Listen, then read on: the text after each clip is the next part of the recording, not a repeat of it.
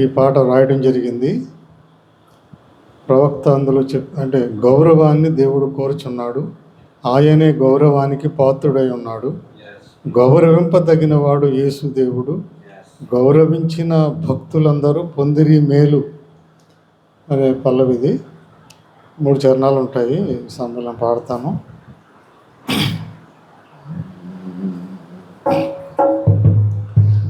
గౌరవింపదగిన వాడు యేసు దేవుడు, గౌరవించిన భక్తులందరూ పొందిరి మేలు. గౌరవము దేవుడు కోరుచున్నాడు, ఆయనే గౌరవానికి పాత్రుడై ఉన్నాడు. గౌరవము దేవుడు కోరుచున్నాడు, ఆయనే గౌరవానికి పాత్రుడై ఉన్నాడు. గౌరవింపదగిన వాడు యేసు దేవుడు, గౌరవింపదగిన వాడు యేసు దేవుడు, గౌరవించిన భక్తులందరూ పొందిరి మేలు. గౌరవించిన భక్తులందరూ పొందిరి మేలు. గౌరవము దేవుడు కోరుచున్నాడు, ఆయనే గౌరవానికి పాత్రుడై ఉన్నాడు.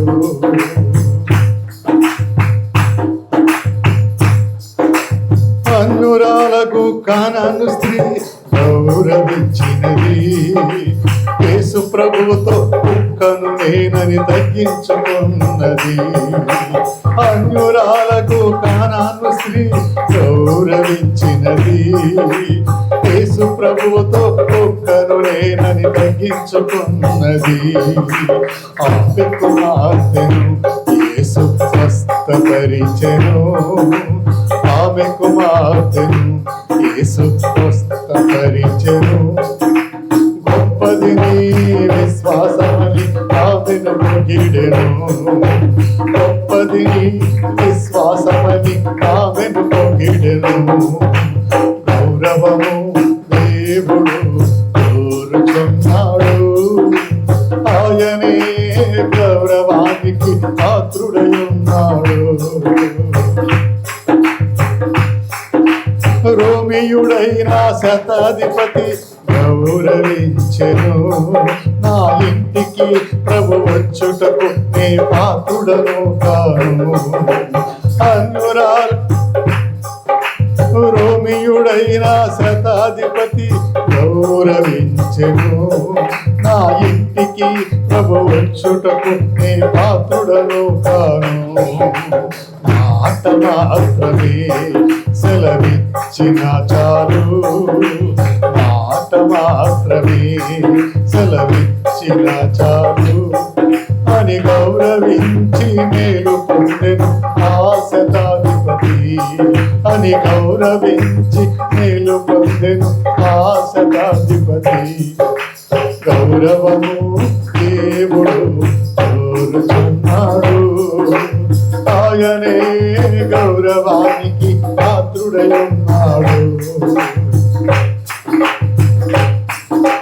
సునేము స్త్రీ ప్రవక్తను గౌరవించినది, చనిపోయిన తన బిడ్డను బ్రతికించుకున్నది.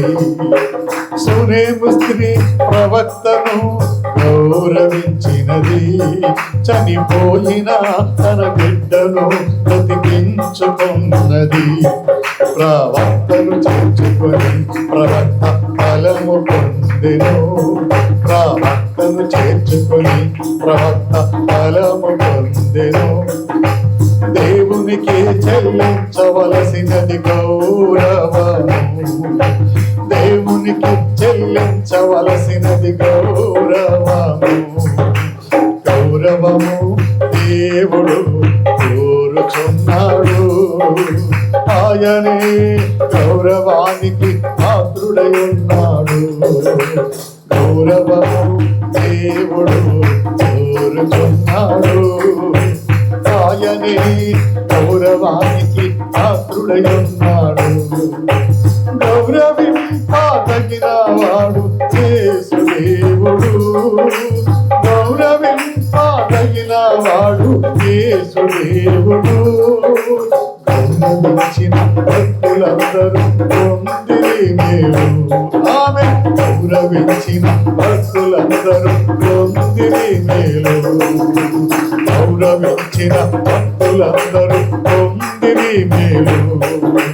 హల్లెలూయా హల్లెలూయా ఆమేన్. హల్లెలూయా హల్లెలూయా హల్లెలూయా ఆమేన్. హల్లెలూయా హల్లెలూయా హల్లెలూయా ఆమేన్. హల్లెలూయా హల్లెలూయా హల్లెలూయా ఆమేన్. హల్లెలూయా హల్లెలూయా. దేవుని స్తోత్రం.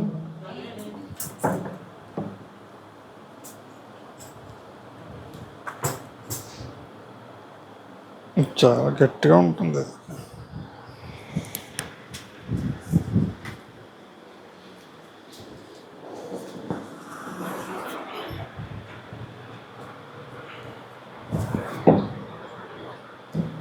దేవునికి మహిమ కలుగును గాక.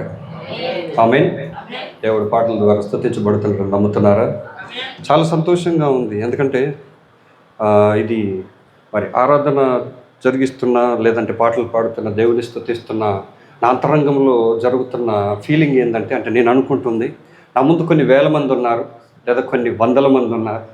ఒక గొప్ప సమాజంలో మనం దేవుణ్ణి ఆరాధిస్తున్నాం. ఇక్కడ మనం మాత్రమే లేము, దేవుని యొక్క సన్నిధి మొత్తం మన మధ్యలో ఉంది. ఇక్కడ దేవుడు స్తుతించబడుతున్నాడు. ఏదో చిన్న గుంపు అన్న అసలు భావమే లేదు. Praise the lord. మనం మాత్రమే లేము, దేవుని యొక్క సైన్యం అంతా ఇక్కడే ఉంది. దేవుని దూతలు ఇక్కడే ఉన్నారు. దేవుని యొక్క సన్నిధి మన మధ్యలో ఉన్నది. Praise the lord. మరి ఇట్లా వారం రోజులు కూటాలు పెట్టినా తక్కువే. Praise the lord. సో దేవునికి మహిమ. ప్రభు మనకిచ్చిన సమయాన్ని మరలా మనం దేవుని చేతులకు అప్పగించే సమయం. లేచి నిలబడదాం. ఓన్లీ బిలీవ్ పాట పాడుకొని దేవుని యొక్క సేవకులకి వాక్యానికి ఇచ్చిద్దాం.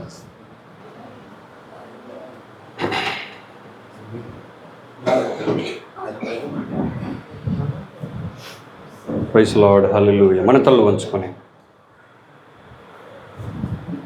చేతులెత్తి ఆరాధన చేసుకుందాం. దేవుని సేవకులకి వాక్యానికి సమయం ఉందాం. మనమందరం కూడా తలలు వంచుదాం. Praise the Lord. Praise the Lord. Praise the Lord. Praise the Lord. Praise the Lord. Praise the Lord. Hallelujah. Only believe, only believe, all things are possible, only believe. Lord, I believe, my Lord, I believe, all things are possible. Lord, I believe. Jesus is here, my Jesus is here, and all things are possible. Jesus is here. Praise the Lord. దేవుడు ఇక్కడ ఉండడం నమ్ముదామా? ఆయన ఉంటే సమస్తము సాధ్యం. ఆమేన్. ఈ యొక్క సమయంలో దేవుని సేవకులు మనకు మాట్లాడుతున్నారు.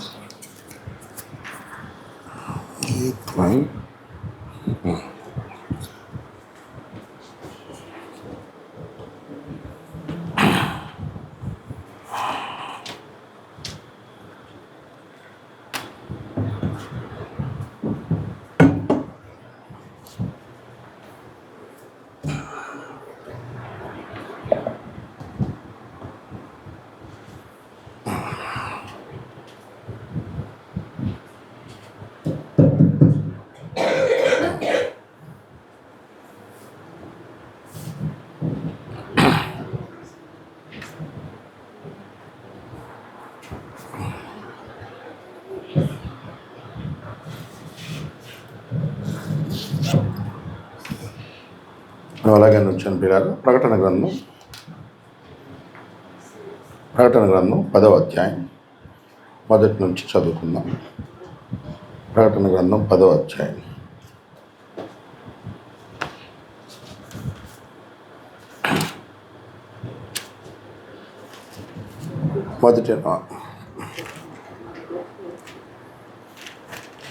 ప్రకటన గ్రంథం 10వ అధ్యాయం 7వ వచనం నుంచి. ప్రకటన గ్రంథం 10వ అధ్యాయం 7వ వచనం నుంచి.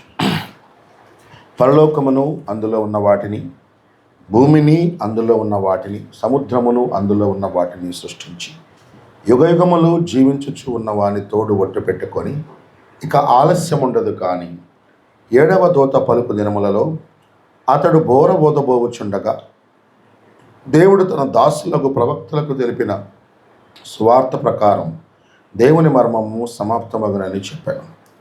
అంతటా పరలోకము నుండి నేను వినిన స్వరం మరలా నాతో మాట్లాడుచు, నీవు వెళ్ళి సముద్రం మీదనో భూమి మీదనో నిలిచి ఉన్న ఆ దూత చేతిలో వెప్పబడి ఉన్న చిన్న పుస్తకమును తీసుకొనమని చెప్పాను. నేను ఆ దూత యొద్దకు వెళ్ళి, ఈ చిన్న పుస్తకము నాకిమ్మని అడగగా ఆయన దాన్ని తీసుకొని తినివేయము. అది నీ కడుపుకు చేదగును, కానీ నీ నోటికి తేనె వలె మధురముగా ఉండునని నాతో చెప్పాను. అంతటా నేను ఆ చిన్న పుస్తకమును దూత చేతిలో నుండి తీసుకొని దానిని తినివేసింది. అది నా నోటికి తేనె వలె మధురముగా ఉండేను, కానీ నేను దానిని తినివేసిన తర్వాత నా కడుపుకు చేదాయను. అప్పుడు వారు, ఇక్కడ చూడండి పిల్లారా, ఇప్పుడు దాకా ఒక వ్యక్తే, ఇప్పుడు ఇద్దరు మాట్లాడుతున్నారు. అప్పుడు వారు, 11వ వచనం జాగ్రత్తగా చూడండి. అప్పుడు వారు, నీవు ప్రజలను గూర్చియు జనములను గూర్చియు ఆయా భాషల మాట్లాడు వారిని గూర్చియు అనేక మంది రాజులను గూర్చియు మరలా ప్రవచింప నగత్యమని నాతో చెప్పి. ప్రార్థన చేసుకుందాం. కృపా కనికరము కలిగిన మా దేవ, పరిశుద్ధుడైన మా దేవ, నీకే స్తోత్రము నాయన. మాతో ఉన్న దేవుడా, మారని దేవా, నీకే స్తోత్రము తండ్రి. ఈ రాత్రి వేళ నీ సన్నిధిలోకి వస్తున్నాము నాయన. నిత్యముగా మాతో ఉన్న దేవుడో ప్రభా, నువ్వు పిలిస్తే తప్ప ఎవరు నీ వద్దకు రాలేరు తండ్రి. మరి ఎంతమంది వచ్చారంటే నీవే ఆకర్షించావు నాయన.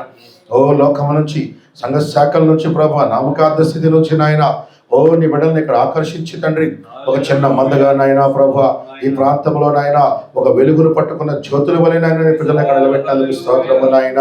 నిజమే దేవా, ఓ నీ దాసుడిని దించినప్పటికీ ప్రభా, నీ బిడ్డలు నాయన ఎన్నో సంవత్సరాలుగా నాయన, ఓ నాయన ఆ వెలుగు ఆరిపోకుండా ప్రభా, ఆ వెలుగును కాపాడుచు ఇక్కడికి వస్తుండగా మరలా వెలుగుని నాయన ఇంకా వెలిగింప చేయటానికి, ఓ నాయన ఇంకా గొప్ప వెలుగును నాయన ప్రాంతంలో నాయన ప్రకాశింప చేయటానికి నీవు రంగం మీదకి వస్తున్నందుకు స్తోత్రము నాయన. నిత్యముగా నాయన మాట తప్పని దేవుడవు ప్రభా, ఓ నిజంగా కార్యాలు చేసే దేవుడవు నాయన, అద్భుత ఆశ్చర్య కార్యాలు చేసే దేవుడవు నాయన. ఇంకా ఈ ప్రాంతాన్ని వెలిగించండి నాయన, ఒక గొప్ప వెలుగుతో వెలిగించండి. నిజమైన వెలుగు ఉన్నది, అది లోకంలోకి వచ్చచ్చు, ప్రతి ఎన్నుకోబడిన వాడిని వెలిగించు ఉన్నదని లేఖనములో రాయబడినట్లుగా ఆ మాట ఇక్కడ నెరవేర్చమని వేడుకుంటున్నాము దేవా. పరిశుద్ధ రాజ్యాన్ని మందన దర్శించండి, ఈ చిన్న సంఘమును దర్శించండి నాయన. ఓ దేవ, చిన్న స్థలమును ప్రభావ ఇంకా బలముగా అభిషేకించండి నాయన. ఓ దేవ, గృహమును అభిషేకించండి నాయన. అలాగే మీరు ఒక త్వరలోగా స్థిరమైన మందిరాన్ని ఏర్పాటు చేయండి ప్రభావ. ఓ దేవా నాయన ప్రభావ, ఇంకా విస్తరింప చేయండి నాయన. తూర్పుకి, పడమరికి, దక్షిణములకు, ఉత్తరములకు నాయన, అన్ని వైపులకి నాయన ప్రభావ. ఇంకా నేను నీ సత్యాన్ని నాయన నువ్వు వ్యాపింప చేయము ప్రభా, నీ వర్తమానమును వ్యాపింప చేయము నాయన. ఓ దేవా తండ్రి నాయన, జనులు నాయన నీ సత్యవాక్యాన్ని మోస్తూ నాయన ఈ ప్రాంతంలో బలమైన సాక్షులుగా ఉండే కృప దయచేయండి దేవా. ఈ ప్రాంతాన్ని వెలిగించమని వేడుకుంటున్నాం. గొప్ప కృప దయచేయండి నాయన, గొప్ప సన్నిధి దయచేయండి నాయన. ఓ నేను గొప్ప ఉజ్జీవాన్ని మీరు జీవితాల్లో దయచేయండి ప్రభా. మీరే కృప చూపమని యేసుక్రీస్తుని నామములో ప్రార్థిస్తున్నాము తండ్రి, ఆమేన్. అందరూ కూర్చోవచ్చు పిల్లారా. మరి మనం కాలం అనే పరిధిలో దేవుడు ఒక 7 యుగాలను కలిగి ఉన్నాడని నిన్నటి దిన ఉదయాన సాయంత్రం చూసాం. మరి యుగాలు 1 కాదు, 2 కాదు, 3 కాదు, 7 యుగాలు. మరి వాటి పేర్లు, వాటి వెంట కూడా చూసాం. అయితే అది ఎందుకు అవసరం పిల్లారా? ఎందుకు వాటిని చదువుకోవడం నాలెడ్జ్ కోసం కాదు, వాటి గురించి ఎందుకు తెలుసుకోవాలంటే ఏదో మనం కొన్ని సంగతులు చర్చించుకోవడం కోసం మాత్రమే కాదు పిల్లారా. ఇందులో ఒక విలువైన అంశం ఉంది. ఈ యుగాలు ఎప్పుడైతే మారుతూ ఉన్నాయో, ఒక యుగము నుంచి మరొక యుగములోకి మారుచూ ఉన్నామో, ఆ యుగాలు మారేటప్పుడు ఆ యుగాలు మార్పు చెందే ప్రయాసలో ఒక గొప్ప మార్పులు జరుగుతూ ఉంటాయి పిల్లలు. ఈరోజు మనం కూడా దేవుని వాక్య ప్రకారం ఒక 2 కాలముల యొక్క 2 యుగాల యొక్క కూడల్లో ఉన్నాం పిల్లలు. అది ప్రమాదం. ఈ కాలం యొక్క పరిధిలో మీరు చూస్తున్న 7 యుగాలు ఏవైతే ఉన్నాయో, తెలుగులో యుగాలని రాశారు కనుక పదాన్ని వాడుతున్నాము అంతే తప్ప దానికి అసలైన అనువాదం అయితే అది డిస్పెన్సేషన్, అంటే కాల పరిధి అని అర్థం పిల్లలు. కానీ తెలుగులో యుగం అనే పదాన్ని రాశారు తెలుగు బైబిల్లో. కాబట్టి బైబిల్ ప్రకారమే మనం మాట్లాడుతున్నాం. ఆమేన్. హల్లెలూయా. మళ్ళీ ఇలా అనుకోవద్దు, యుగం ఉందా, అట్లుందా, ఇట్లుందా. అందుకోసం బైబిల్లో చదివించి మరీ చూపించాను. కొందరు అతిగా వాదిస్తారు, చెప్పినా వినకుండా వాదించే బ్యాచ్ ఉంటారు. కాబట్టి వాళ్ళని పక్కన పెట్టేసి మనం వాక్యంతో ముందుకెళదాం. దీనికి right word it is dispensation, అంటే ఒక కాల పరిధి. ఆ పరిధిలో ఆ పరిధి వరకు దేవుడు ఒకలా ప్రవర్తిస్తాడు. ఆ పరిధి దాటిన తర్వాత మరొక పరిధిలో మరొకలా దేవుడు ప్రవర్తిస్తాడు. సో ఈరోజు దేవుడు మారినప్పుడు మనం గనక మారకపోతే మనం నష్టపోతాం పిల్లలు. అందుకని ఒక్కొక్క కాల పరిధిలో ఒక్కొక్క యుగములో దేవుడు ఎలా పని చేసుకుంటూ వస్తున్నాడో మనం తెలుసుకోవటం, తెలియాల్సిన అవసరం చాలా ఉంది. ఉదాహరణకి నేను చూసాం, ఒక పరిధిలో ఉదాహరణకి ధర్మశాస్త్ర యుగం ఉంది. ధర్మశాస్త్ర యుగములో ఆ యుగములో నీవు తప్పనిసరిగా విశ్రాంతి దిన ఆచారాన్ని పాటించవలసిందే. విశ్రాంతి దినం అంటే 6 దినములు నువ్వు పని చేసుకో, శనివారం రోజు నువ్వు పూర్తిగా దేవునికే ఇవ్వాలి. విశ్రాంతి దిన ఆచారం. విశ్రాంతి దినం అంటే శనివారం వచ్చి ప్రార్థన చేసుకోవడం ఒక్కటే కాదు సుమా, దానిలో చాలా కట్టడలు ఉన్నాయి, చాలా చట్టాలు ఉన్నాయి. ఏంటంటే ఆ రోజు ఇంటి నుంచి కానీ నువ్వు ఉన్న ప్లేస్ నుంచి కానీ నువ్వు దాటి 400 మీటర్లు దాటి వెళ్ళటానికి ఎటు వెళ్ళలేదు. పావు మైలు దాటి వెళ్ళావా నేను రాళ్లతో కొట్టి చంపాలి. పావు మైలు, ఓన్లీ 1/4 ఆఫ్ మైల్. అది అందుకే మనకి ఆ పట్టణాన్ని గురించి రాస్తూ ఎమ్మాయి మార్గంలో, ఎమ్మాయి అనే పట్టణం విశ్రాంతి దినమున యెరూషలేము నుండి విశ్రాంతి దినమున నడవగలిగినంత దూరంలో ఉంది అంటాడు. విశ్రాంతి నడవగలిగే దూరం ఎంత? 400 మీటర్లు. 400 మీటర్ల దూరంలోనే ఉందని రాశాడు. ఆమేన్. హల్లెలూయా. అలాగే విశ్రాంతి దినాన వ్యాపారం చేసిన, విశ్రాంతి దినాన ఏదైనా అమ్మినా, కొన్నా, కొట్టు ఓపెన్ చేసినా, పాల ప్యాకెట్లు వేసినా, నువ్వు ఏ పని చేసినా నీకు బంపర్ ఆఫర్ ఉంది అక్కడ. ఏంటి? నిన్ను కొట్టి చంపేయటం. విశ్రాంతి దినాన పొయ్యి ముట్టించినా చాలు బంపర్ ఆఫర్, చంపేయటమే. పొయ్యిలకిస్తే చంపేపించాడు మోసే చేత కొన్ని. వాడు ఏమి చేయలో, ఇంకోటి పొయ్యి కూడా వెలిగించలా, కట్లేరుకున్నాడంట, పొయ్యి చంపేమన్నాడు ఆయన అంతే. విశ్రాంతి దినాన్ని రూల్ పిల్లరా. విశ్రాంతి అంటే ఆ రోజుకు ముందే నువ్వు వండేసుకొని అంతా రెడీ చేసుకొని శనివారం ఉదయం నుంచి శనివారం సాయంత్రం 4 గంటల వరకు, సాయంకాలం ప్రార్థన అయ్యే వరకు, అంటే శుక్రవారం సాయంత్రం 4-5 నుంచి శనివారం 4-5 వరకు నువ్వు ఏం పని చేయడానికి లేదు. నువ్వు చేయాల్సిందల్లా చేస్తే ప్రార్థన చేయి, బైబిల్ చదువు అంతే. ఏ పని చేసినా చాలు డేంజరే. చేపలు పెట్టినా ప్రమాదం, పెట్టినా షాప్ పెట్టినా, ఏది చేసినా ప్రమాదమే. ఆమేన్. హల్లెలూయా. పాత నిబంధనలు అయినా మరి ధర్మశాస్త్ర యుగంలో చట్టం అంత గట్టిగా ఉంది పిల్లారా. దేవునికి స్తోత్రం. అలాంటివి ఇప్పుడు లేకపోవటం పిల్లారా. లేకపోయి ఉంటే మనం కూడా ఎంతమంది ప్రతి వారం పోయేవాళ్ళం, అవునా పిల్లారా? పరిస్థితి ఆలోచించండి. సెవెంత్ డే అడ్వెంటిస్టులు అని ఒకళ్ళు ఉన్నారు. ఇప్పుడు కూడా మనం విశ్రాంతి దినం పాటించాలి అంటారు. నేను చెప్పాను, ఒరే విశ్రాంతి దినం పాటిస్తే ఒక్కడ మిగలరా మీ చర్చిలో? ఎందుకురా కోరుకుంటారు? మనం కృపాయుగంలో ఉన్నాము. ఈ యుగంలో దేవుడు ఆ విశ్రాంతి దిన ఆచారాన్ని తీసేశాడు అంటే, లేదో ఇప్పుడు కూడా మీరు విశ్రాంతి దినాన్ని పాటించాల్సిందే అన్నాడు. ఒకరోజు చర్చిలో, బొంబాయిలో సెవెంత్ డే అడ్వెంటిస్ట్ చర్చిలో ఉంది. ఆ చర్చిలో ఒక బ్రదర్ ఇడ్లీ అమ్ముతాడు. ఆ ఇడ్లీ అమ్మాయిన దగ్గరికి నేను వెళ్తుంటే ఆయన కూర్చొని నాకు సువార్త చెప్తున్నాడు. పాస్టర్ గారు మీరు తప్పండి అంటాడు. ఏంటి తప్పు బ్రదర్ అంటే, మీరు విశ్రాంతి దినాన్ని పాటించను అన్నాడు. మీరు పాటిస్తారా అన్నాను. బాగా పాటిస్తామండి అన్నాడు. ఆహా సరే, విశ్రాంతి దినాన్ని ఎలా పాటిస్తావు నేను చెప్తాను, నన్ను మీ పాస్టర్ గారి దగ్గర తీసుకెళ్ళన్నాను. నీకు చెప్తే అర్థం కాదులే, మీ పాస్టర్ గారి దగ్గర తీసుకెళ్ళన్నాను. అలా పాస్టర్ ఒకరోజు తీసుకెళ్ళాడు పిల్లరా. తీసుకెళ్తే నాకు దేవుని కృప చక్కగా ఆ రోజు మెండుగా ఉంది. ఆ రోజు ఒక్క పాస్టర్లు కాదు, 40 మంది పాస్టర్లు వచ్చారు. యాక్చువల్గా ఆ రోజు వాళ్ళకి పాస్టర్ల మీటింగ్ అనమాట. అద్భుతమైన సమయం. కాబట్టి 40 మంది బైబిల్ కాలేజీ పండితులకి మొత్తం అందరూ బ్యాచ్ వచ్చి కూర్చున్నారు. చక్కగా అయిపోయినాక ఈ పక్కన పాస్టర్ గారు, ఈయన సెవెంత్ డే కాదు, ఈయన మనకు కొన్ని విషయాలు మాట్లాడతాడంట అంటే అన్నాను, ఏమండి మీరు విశ్రాంతి దినాన్ని పాటిస్తేనే పరలోకమా అన్నాను. యేసయ్యను నమ్మితే సరిపోదా అన్నాడు. నమ్మితే సరిపోదు, విశ్రాంతి దినాన్ని పాటించాలన్నాడు. మనం ఏ యుగంలో ఉన్నామని అడిగాం. వాళ్ళు షాక్ అయ్యారు. యుగం ఏంటి యుగం ఏంటి యుగం ఏంటి అన్నాడు. ఏ డిస్పెన్సేషన్లో ఉన్నాం? కౌన్సా డిస్పెన్సేషన్ మే హే. ఏం డిస్పెన్సేషన్లో ఉన్నాము అంటే నై అమ్మకు కుచ్చి చేస్తానే అమ్మకు కుచ్చి మాలూమ్నాయి అంటే, అరే నువ్వు ఏ డిస్పెన్సేషన్లో ఉన్నావు, నువ్వు ఏ యుగంలో ఉన్నావు, ఏ యుగంలో ఉన్నావు అర్థమైతే ఏం చేయాలో అర్థమైద్ది. మనం ఇప్పుడు ధర్మశాస్త్రం యొక్క యుగంలో లేము, మనం ఇప్పుడు కృపాయుగంలో ఉన్నాము. ఇప్పుడు కృపాయుగంలో యొక్క చట్టం ఏంటంటే పరిశుద్ధాత్మ లేకపోతే చచ్చిపోతావు, అంతే తప్ప విశ్రాంతి దినం లేకపోతే కాదు. పరిశుద్ధాత్మ అంటే ఆత్మను పొందుకున్న విశ్రాంతి దినం పాటించాల్సిందే, సబ్బాతు పాటించాల్సిందే అన్నాడు. ఇక విని సరే పాటిద్దాము. మీరు ఎక్కడి నుంచి వచ్చారు అన్నారు. పూణాసేవయా అన్నాడు. అంటే పూణా నుంచి వచ్చారంట. ఓకే, విశ్రాంతి దినాన్ని పాటిద్దామా అన్నాను. పాటించాల్సిందే అందరూ పక్కానా అన్నాడు. విశ్రాంతి దినంలో ఏముంటుంది రాయాల్సిందే అన్నాడు. తీసి చూసా, విశ్రాంతి దినాన పావు మైలు కంటే మించి నడిస్తే వాడిని రాళ్ళతో కొట్టి చంపాలి. వాక్యం తీసి చూపించా. ఇప్పుడే పాటిద్దాం. మీరు ఎంత దూరం నుంచి వచ్చారు? ఒక్కొక్కడు 200 కిలోమీటర్ల నుంచి 150 కిలోమీటర్ల నుంచి వచ్చారు పిల్లారా. మరి పట్టులోకి కిందకెళ్ళి ఏసైడ్ 4 రాళ్ళు పట్టుకొచ్చేయండి, ఏసైడ్ మీ పాసలు మొత్తం కొట్టి చంపండి, ఒక్కరు కూడా ఉండడానికి వీలేదు. ఒకడు అన్నాడు, అమ్మ నేను బైక్లో రాలేదు, నేను ఆటో ఎక్కి వచ్చాను అన్నాడు. అమ్మయ్య, విశ్రాంతి దినం పాటిద్దాం. నెహెమ్యా గ్రంథం తీయండి. తీసావు. అందులో విశ్రాంతి దినాన్ని ఏమి అమ్మకూడదు, ఏమి కొనకూడదు, ఎవరికి డబ్బులు ఇవ్వకూడదు, ఎవరి దగ్గర డబ్బులు తీసుకోకూడదు. నువ్వు ఆటోకి డబ్బులు ఇచ్చావా అన్నాడు. ఇచ్చాను సార్ అన్నాడు. ఏసైడ్ ఈడు కూడా కొట్టి చెప్పేయండి. మా హోటల్ ఆయన ఆ రోజు ఉదయమే పని మానేసుకున్నాడు, ఇంట్లో భోజనం చేసుకొని వచ్చాడు. అన్నాను, ఏం బ్రదర్ ఇంట్లో టీ తాగావా అన్నాను. అవునని చెప్పాలి కాదని చెప్పాలి అర్థం కావట్లా. టీ తాగితే కూడా తప్పేనా అన్నాడు ఆయన. టీ తాగావా అని అడిగాడు. తాగాడు సార్ అన్నాడు. ఇంట్లో పొయ్యి ముట్టించావా అన్నాడు. ముట్టించాడు అన్నాడు. టీయే యుద్ధోపదేశ కావడంలో పొయ్యి వెలిగిస్తే వాడిని కొట్టి చంపాలి. కొట్టి చంపా నేను కూడా. ఎవరు చెప్తారు? ఫస్ట్ విశ్రాంతి దినాన్ని పాటిద్దాం. ఎవరు కొట్టి చంపుతారండి? దెబ్బకి సైలెంట్ పీలారా పాపం.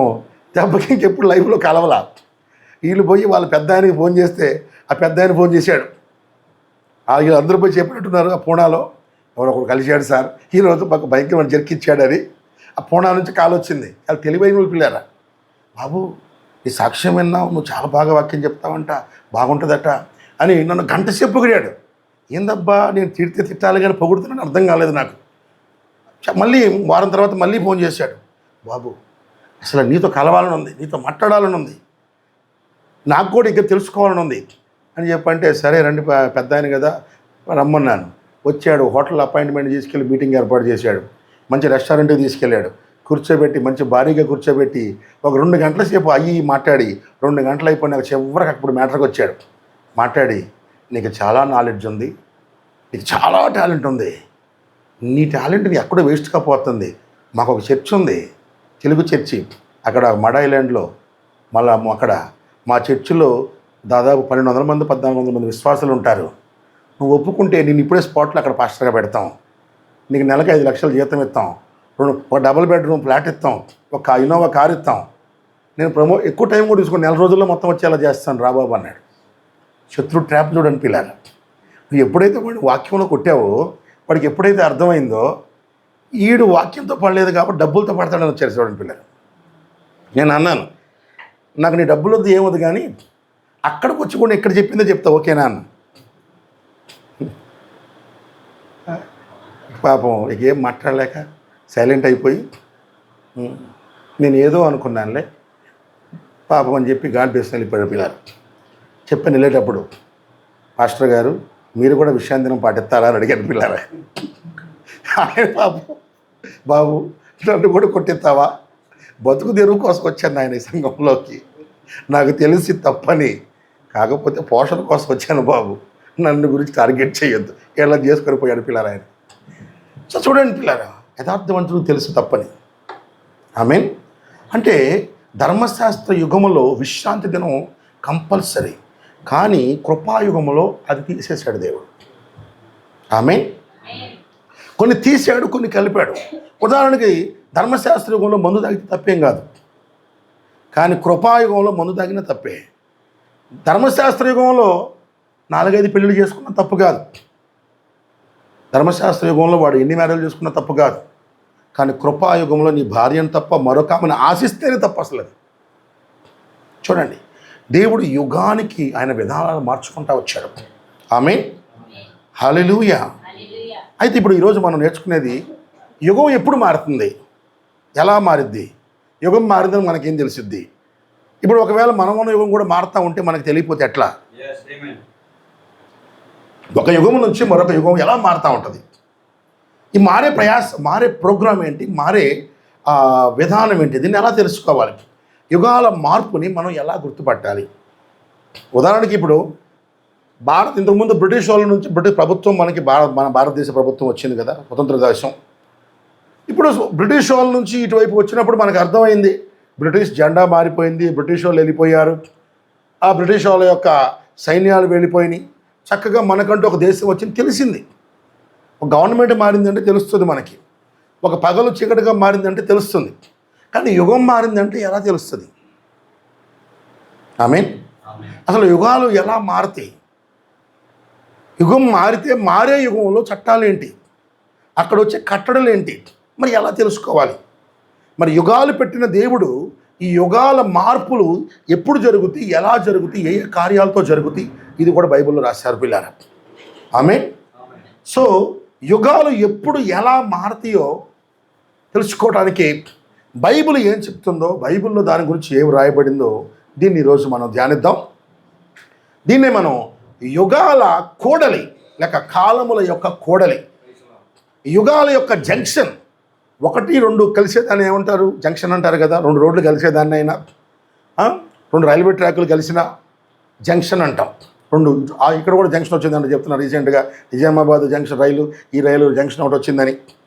సో ఒక యుగము మరొక యుగము 2 కలిసే ప్లేస్ ఏదైతే ఉందో దీన్ని జంక్షన్స్ ఆఫ్ టైం, బైబిల్లో కాలముల యొక్క కూడలి లేదా యుగముల యొక్క కూడలి అని అంటారు. సో ఇప్పుడు మనకి మేజర్గా బైబిల్లో ఎన్ని యుగాల కూడళ్ళు ఉన్నాయంటే ప్రతి రెండిట్లో కూడా ఒక జంక్షనే. అయితే ఆదాము పడిపోయింది అందరికి అప్లికేబుల్ కాబట్టి దాన్ని పక్కన పెట్టేసుకొని మిగిలిన 5 లెక్కేస్తారు. 5 జంక్షన్స్ అని లెక్కేసుకుంటారు. 7 జంక్షన్లు ఎన్ని వస్తాయి? 6 వస్తాయి, అంతే కదా, సింపుల్. 7 జంక్షన్లు 6 వస్తాయి, 6లో ఫస్ట్ తీస్తే 5 మిగులుతాయి. కాబట్టి ఎన్ని జంక్షన్స్ ఇంపార్టెంట్? 5 జంక్షన్స్. ఈ 5 జంక్షన్స్ని 5 కూడలు, ఈ 2 యుగాలు కలిసేటప్పుడు ఉన్నటువంటి మార్పులు చేర్పులు ఎప్పుడు ఎలా జరుగుతాయి అన్న దాని గురించి మనం చర్చించుకుందాం. అయితే ఇప్పుడు దేవుడు ఎన్నడూ మార్పు లేనివాడు, నిజమేనంటారా? ఆమేన్, హల్లెలూయా. బైబిల్లో టైంని సంవత్సరాల్లో కాదు కొలిసేది, బైబిల్లో టైంని దినాలు మాసాల లెక్కన కొలవరు. బైబిల్లో టైంని ఎలా కొలిసారో అర్థమైతే టైం మారేటప్పుడు కూడా ఎలా మారుస్తాడో నీకు అర్థమైంది పిల్లలు. ఆమేన్. ఇప్పుడు దేవుడు మాట్లాడాలనుకోండి, 1985 ఇలా జరిగింది, 83 ఇలా జరిగింది, ఇలా చెప్పడు దేవుడు మాట్లాడేటప్పుడు. ఉదాహరణ, దేవుడు మాట్లాడాలనుకోండి, ఇందిరాగాంధీ రాజ్యమేలుతున్న రోజుల్లో అని ఇలా మాట్లాడతాడు దేవుడు. అంటే టైంని అప్పుడున్న ఒక పెద్ద నాయకుని యొక్క దినాలతో పోలుస్తాడనమాట. ఇది బైబిల్లో టైంని మాట్లాడే విధానం. దేవుడు క్రీస్తు పూర్వం 18వ శతాబ్దంలో ఇలా జరిగింది అని ఉండదు బైబిల్లో. అక్కడే ఉంటుంది అబ్రహాము దినములలో అని ఉంటుంది, లేకపోతే లోతు దినములలో అని ఉంటుంది, లేకపోతే ఆదాము తర్వాత ఒక 1000 సంవత్సరాల తర్వాత ఇలా జరిగిందని చెప్పడు. అప్పుడున్న పెద్ద వ్యక్తి ఎవరైతే ఉన్నారో ఆయన పేరుతో సమయాన్ని పోలుస్తాడు. ఎవరు? నోవాహు. నోవాహు దినములలో అని ఉంటుంది బైబిల్లో. ఆమేన్. నోవాహు దినములలో, అబ్రహాము దినములలో, లోతు దినములలో, మోషే దినములలో, దావీదు దినములలో, లేకపోతే ఆ దినములలో బాప్తిస్మిచ్చి యోహాను వచ్చెను, లేకపోతే బాప్తిస్మిచ్చి యోహాను దినములలో, లేకపోతే ప్రభు శరీరధారి అయి ఉన్న దినములలో, లేకపోతే అపోస్తులు పరిచర్య చేయుచున్న దినములలో, లేకపోతే మార్టిన్ లూథర్ గారి కాలంలో, లేకపోతే జాన్ వెస్లీ గారి కాలంలో, లేకపోతే పెంతెకోస్తు కాలంలో, లేకపోతే దేవుడు మాట్లాడుతూ ఐరినియస్ కాలంలో, ఇలా వ్యక్తుల పేర్లతో దేవుడు కాలాన్ని మనకు అర్థమయ్యేలా మాట్లాడుతాడు పిల్లారా. ఎందుకు అంటే కాలం మారేటప్పుడు కూడా ఒక మెయిన్ వ్యక్తి ఎవరు ఉంటారు పిల్లారా. ప్రతి చోట కూడా ఒక జంక్షన్ వచ్చినప్పుడు, ఒక యుగాలు మారేటప్పుడు దేవుడు ప్రణాళిక ఏంటంటే ఒక పెద్ద ప్రవక్త భూమి మీద ఉంటాడు పిల్లారా. ఆమేన్. హల్లెలూయా. ప్రతి జంక్షన్లో కూడా ఒక మేజర్ ప్రాఫిట్ భూమి మీద ఉంటాడు. ఎందుకంటే ఆ ప్రవక్త ద్వారా దేవుడు మనకు తెలియజేస్తూ ఉంటాడు. ఎస్, నేను ఇప్పుడు టైం మార్చబోతున్నాను, యుగాన్ని మార్చబోతున్నాను, కాలాలు చట్టాలు మార్చబోతున్నాను, నా ప్రజలారా జాగ్రత్తగా ఉండండి. ఇప్పుడు ఒక ప్రవక్త రంగం మీదకి వచ్చాడు అంటే ఇప్పుడు నేను ఒక యుగాన్ని మార్చబోతున్నాను, చాలా మార్పులు చేర్పులు రాబోతున్నాయి. బహుశా అతని దినాల్లో కావచ్చు, అతని పరిచర్య దినాల్లో కావచ్చు, అతని వాక్య ప్రభావం జరుగుతున్న దినాల్లో కావచ్చు, ఒక గొప్ప మార్పులు చేర్పులు భూమి మీద జరగబోతాయి అని చెప్పడానికి ప్రతి కోడల్లో కూడా ఒక పెద్ద ప్రవక్త భూమి మీద వస్తారు పిల్లలు. ఆమేన్. ఇప్పుడు 5 కోడళ్ళు ఉన్నాయంటే కూడా ప్రతి కోడల్లో కూడా పెద్ద ప్రవక్త ఉంటాడు, కంపల్సరీ ఉంటాడు పిల్లలు. ఆమేన్. మొదటి 2 యుగాలు ఉన్నాయి, పర్లేదు. నిర్మలత్వమైన యుగం, మనస్సాక్షి యుగం, అది కౌంట్ చేయము, ఎందుకంటే ఆదాం పడిపోయింది, అందరూ అప్పుడు భూమి మీద 2 మనుషులే ఉన్నారు కాబట్టి. కానీ తర్వాత యుగం ఉంది, నిర్మలత్వం మనస్సాక్షి యుగం నుంచి మానవ పాలనా యుగం. ఈ రెండింటి మధ్యలో ఎవరున్నారంటే పెద్ద ప్రవక్త నోవహు అని పెద్ద ప్రవక్త భూమి మీద ఉన్నాడు పిల్లలు. ఆ నోవహు ప్రవక్త, ఆ ప్రవక్త భూమి మీద ఉండటం ఈ యుగము నుంచి ఆ యుగానికి అతని ద్వారా కాలాన్ని మారుస్తున్నాడు పిల్లలు. ఆమేన్. హల్లెలూయా. ఆ ప్రవక్తను ఎన్నుకొని, ఆ ప్రవక్తను రుజువుపరిచి, ఆ ప్రవక్త గురించి సాక్ష్యం ఇచ్చి ప్రపంచం మొత్తానికి ఆయన తీసుకొని వెళ్ళిపోయి అతని ద్వారా ప్రజలతో మాట్లాడుతూ ఉంటాడు. ఎందుకంటే దేవుడు చట్టం ఏంటంటే దేవుడు తన సేవకులైన ప్రవక్తలకు చెప్పకుండా ఏది చేయడు పిల్లలు. ఆమేన్. ఒకటి మారాలంటే మారే ముందు దేవుడు ఒక తీర్పు తీర్చేటప్పుడు కూడా ముందు హెచ్చరిక చేస్తాడు. ముందు హెచ్చరిక చేయకుండా దేవుడు తీర్పు తీర్చడు పిల్లలు. ఆమేన్. అందుకని ప్రపంచాన్ని నాశనం చేయాలంటే నాశనానికి ముందు సర్వలోకానికి సువార్త పోవాలన్నాడు దేవుడు. అన్ని చోట్లకి మారుమూల ప్రాంతాలకు కూడా సువార్త తీసుకెళ్ళాడు దేవుడు. అవునా? అడవి జాతి అమెజాన్ అడవుల్లో తీసుకెళ్ళాడు, ఇండియాలో తీసుకెళ్ళాడు, రాజస్థాన్ ఎడారిలో తీసుకెళ్తున్నాడు సువార్తని, ముస్లిం దేశాల్లో తీసుకెళ్తున్నాడు సువార్తని, ప్రపంచ నలుమూల సువార్తను తీసుకెళ్తున్నాడు. ఎందుకు? తీర్పుకు ముందు అందరికీ వార్నింగ్ ఇవ్వాలి. మారండి, మారండి, మారండి, మారండి. ముందు హెచ్చరిక, తర్వాత తీర్పు. హెచ్చరిక లేకుండా తీర్పు ఉండదు సుమా. ఆమేన్. అయితే దేవుడు ఒక యుగాన్నే మార్చాలంటే యుగానికి దేవుడికి ఉన్న పెద్ద సాధనం ఏంటంటే దేవుడు చిన్న చిన్న వాళ్ళని వాడుకోగలడు, మామూలు వాళ్ళని వాడుకోగలడు, అనేక రకాలను వాడుకోగలడు. కానీ ఇలా పెద్ద పని ఉన్నప్పుడు 10 మంది మనుషులు ఉంటే 10 రకాల ఆలోచనలు ఉంటాయి కనుక ఒక మనిషిని ఎన్నుకొని, ఒక సేవకుడిని ఎన్నుకొని, ఒక ప్రవక్తని, ఇంకా చెప్పాలంటే ప్రవక్తని ఎన్నుకొని ఆ ప్రవక్తను రుజువుపరిచి పిల్లారా ఆ ప్రవక్త ద్వారా ప్రజలతో మాట్లాడుతూ ఉంటాడు దేవుడు. నా ప్రజలారా నేను ఇప్పుడు ఇది చేయబోతున్నాను, ఇది చేయబోతున్నాను, ఇది చేయబోతున్నానని ప్రవక్త ద్వారా మాట్లాడతాడు పిల్లారా. ఆమేన్. హల్లెలూయా. కాబట్టి ఈ 5 జంక్షన్స్లో కూడా 5గురు పెద్ద ప్రవక్తలు ఉన్నారు పిల్లారా. ప్రతి చోట ప్రవక్త ఉన్నాడు. ప్రవక్త లేకుండా ఎక్కడ కూడా యుగాలు మార్చలేదు. ఇప్పుడు ఒక యుగం మారుతుంది. ఆ కొత్త యుగంలో చట్టాలేవో ఎవరికి తెలుసు? ఎవరో ఒకరు తెలియాలి కదా, ఎవరో ఒకరు చెప్పాలి కదా. ఆ చెప్పేది ఎవరంటే ఒక ప్రవక్త వచ్చి చెప్తాడు పిల్లారు. ప్రవక్త లేకుండా యుగాలు మారవు. ఇంకోలా చెప్పాలంటే యుగాలు మారే ప్రతి చోట కూడా ఒక పెద్ద ప్రవక్త భూమి మీద ఉంటాడు పిల్లారు. ఉండి తీరాలి, అది దేవుని చట్టం సుమా. ఆమేన్. హల్లెలూయా. 2-3 యుగాల మధ్యలో పెద్ద ప్రవక్త ఎవరంటే నోవాహు. 3-4 యుగాల మధ్యలో ప్రవక్త ఎవరంటే అక్కడ ప్రవక్త అబ్రహాం. మానవ పాలనా యుగం నుంచి పితరుల యుగంలోకి వెళ్తుంటే అక్కడ ప్రవక్త ఎవరంటే అబ్రహాము ప్రవక్తగా ఉన్నాడు పిల్లలు. ఆమేన్. హల్లెలూయా. 4-5 యుగాల మధ్యలో అంటే పితరుల యుగంలో నుంచి ధర్మశాస్త్ర యుగంలోకి వెళ్ళాలంటే అక్కడ కూడా మరొక పెద్ద ప్రవక్త ఎవరైనా మోషే. హల్లెలూయా. ఆమేన్. మళ్ళీ 5-6 ధర్మశాస్త్రము నుంచి కృపాయుగంలోకి రావాలంటే ఈ జంక్షన్లో కూడా ఒక ప్రవక్త ఉన్నాడు. ఆమేన్. ఎవరాయన? అతడే ఏలియా. ఎవరాయన? బాప్తిస్మిచ్చి యోహాను. ఏలియా ఆత్మ కలిగిన సేవకుడు. అతడు ధర్మశాస్త్ర యుగానికి కృపాయుగానికి మధ్యలో జంక్షన్గా ఉన్నాడు పిల్లలు. ఆ కోడల్లో ఉన్నాడు. ఆమేన్. మరి ఇప్పుడు కూడా మనం దేవుని రాకడ సమయంలో ఉన్నాం అంటే కృపాయుగము నుంచి విమోచన యుగంలోకి వెళ్ళబోతున్నాం, 1000 ఏళ్ల పాలనలోకి వెళ్ళబోతున్నాం. మరి ఇప్పుడు యుగంలో కూడా ప్రవక్త ఉండాలా వద్దా? ఉండాలా వద్దా? దేవుని చట్టం అది పిల్లారా. అందుకే మలాకి 4లో రాయబడి చదవచ్చు ఎవరైనా, యెహోవాని మించిన భయంకరమైన ఆ మహాదినము అన్నాడు. ఇది భయంకరమైన దినం అంట, అది మహాదినం అంట. చూడండి పిల్లలు, రాకడ గురించి బైబిల్ ఎలా రాశాడు. రాకడ అంటే ఒకవైపు భయం వేస్తుంది ప్రభు అంటాడు, ఒకవైపు ఆనందం వేస్తుంది ప్రభు అని. ఒకవైపు భయంకరమైన దినం అంటాడు, రెండో వైపు మహాదినం. ఆమేన్. హల్లెలూయా. బైబిల్లో నిజంగా పిల్లలు రెండవ రాకడ గురించి చాలా ఆశ్చర్యకరమైన రీతిలో ఉంటుంది. హబకుక్ అనే ప్రవక్త ఉంటాడు. ప్రభువా నీ రాకడ గురించి తెలిసింది నాయన అంటాడు. ఏం తెలిసింది అంటాడు. నువ్వు దర్శనం చూపించావు, నీ రాకడ గురించి వింటే భయం వేస్తుంది, ఆనందం వేస్తుంది, బాధ వేస్తుంది, సంతోషం వస్తుంది. నువ్వు కోపిస్తూ ఉంటావు, వాత్సల్యం చూపిస్తూ ఉంటావు, బీభత్సం కొడుతున్నావు, ఇటువైపు వచ్చి బుజ్జగిస్తున్నావు, ప్రపంచాన్ని పట్ట పట్ట పట్ట పట్ట కొట్టుకోబోతున్నావు, నీ పిల్లల్ని బుజ్జగించి లాలించుంటావు. ఈ అపోజిట్ యాక్షన్ ఏంటి ప్రభువా? అంత వైలెంట్గా ఉంటావు, ఎక్కడేమో అంత మీక్ సాత్వికంగా ఉంటావు, అంత మృదు స్వభావిగా ఉంటావు. ఎంత విచిత్రం పిల్లలు దేవుడి స్వభావం. ప్రభు అన్నాడా, నమ్మిన వానికి రక్షణ, నమ్మని వాడికి శిక్ష. రక్షణ శిక్ష రెండు వచ్చే దినం రెండవ రాకడ. ఒకవి భయంకరమైన దినం అన్నాడు. నక్షత్రాలు కూడా కదిలిపోయే రోజు, భూకంపాలు వచ్చే రోజు, సునామీలు వచ్చే రోజు. పాట పాడుకుంటాం, అదే అదే ఆ రోజు యేసయ్య ఉగ్రత రోజు, తల్లి జాడ పిల్లక లేక, పిల్ల జాడ తల్లికి లేక. బైబిల్లో ఆల్రెడీ 3వ ప్రపంచ యుద్ధం వచ్చిందని బైబిల్లో రాయబడింది. ప్రకటన గ్రంథంలో 3 సార్లు అయ్యో అయ్యో అయ్యో అని రాశారు. తెలుగులో అయ్యో అని రాసింది, ఇంగ్లీష్లో WOEO అని రాయబడింది. అంటే ప్రపంచంలో ఒక పెను మార్పు ప్రవక్త చెప్పాడు. అది 3 కూడా 3 ప్రపంచ యుద్ధాలు. ఓ అని రాయబడిన 3 కూడా 3 ప్రపంచ యుద్ధాలు పిల్లరా. ఆమేన్. 2 అయిపోయినాక 2 అయ్యోలు గతించి 3వ అయ్యోకి మధ్యలో చాలా గ్యాప్ వచ్చింది. ఆమేన్. 3వ ప్రపంచ యుద్ధం వచ్చే పరిస్థితుల్లో ఉన్నాం. చాలా దారుణంగా ప్రవక్త చెప్పాడు. 3వ ప్రపంచ యుద్ధానికి ముందు ఐక్యరాజ్య సమితి కూడా ఫెయిల్ అయ్యిద్ది అన్నారు. ఈ వారం జరిగిన పరిస్థితి అది. ట్రంప్ వెళ్ళి ఐక్యరాజ్య సమితి మెట్లు ఆ ఎస్కలేటర్ మీద ఎక్కితే ఎస్కలేటర్ ఆపేశారంట. ప్రసంగించడానికి మైక్ పెట్టుకుంటే మైక్ ఆపేశారంట. పిచ్చ, మామూలుగానే ఆయనకి ఈగో ఎక్కువ.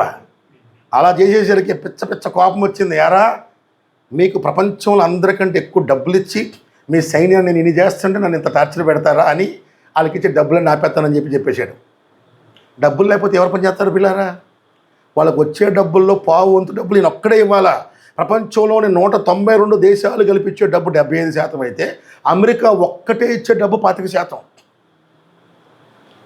ఇండియా ఇస్తుంది. ఇండియా కూడా ఇస్తుంది. తెలుసా ఎంత డబ్బు తెలుసా? ఐక్యరాజ్య సమితి డబ్బులో 1.0004% ఇచ్చింది మన దేశం. 1% ఇస్తుంది. ఆ 1% కూడా తక్కువ కాదండి. $37 మిలియన్ల. అంటే $3 కోట్ల. $37 మిలియన్ ఇస్తుంది. $37 మిలియన్ ఇచ్చే మనకేటుంటే మనకి 22 రెట్లు ఎక్కువ ఇచ్చిద్ది ఒక దానిలో, ఇంకొక దానిలో 27 రెట్లు ఎక్కువ ఇచ్చింది. మొత్తం కలిపి 49% ఇచ్చింది. అంటే 2 ఫండ్లు ఉంటాయండి దానికి. సెక్యూరిటీకి ఒక ఫండు, మామూలుగా ఒక ఫండు. అన్ని ఫండుల్లో పావు వంతు ఇస్తాయి అమెరికా పిల్లలు. పైగా వాళ్ళ ఆఫీసుల్లో సగం ఆఫీసులు అమెరికాలోనే ఉన్నాయి.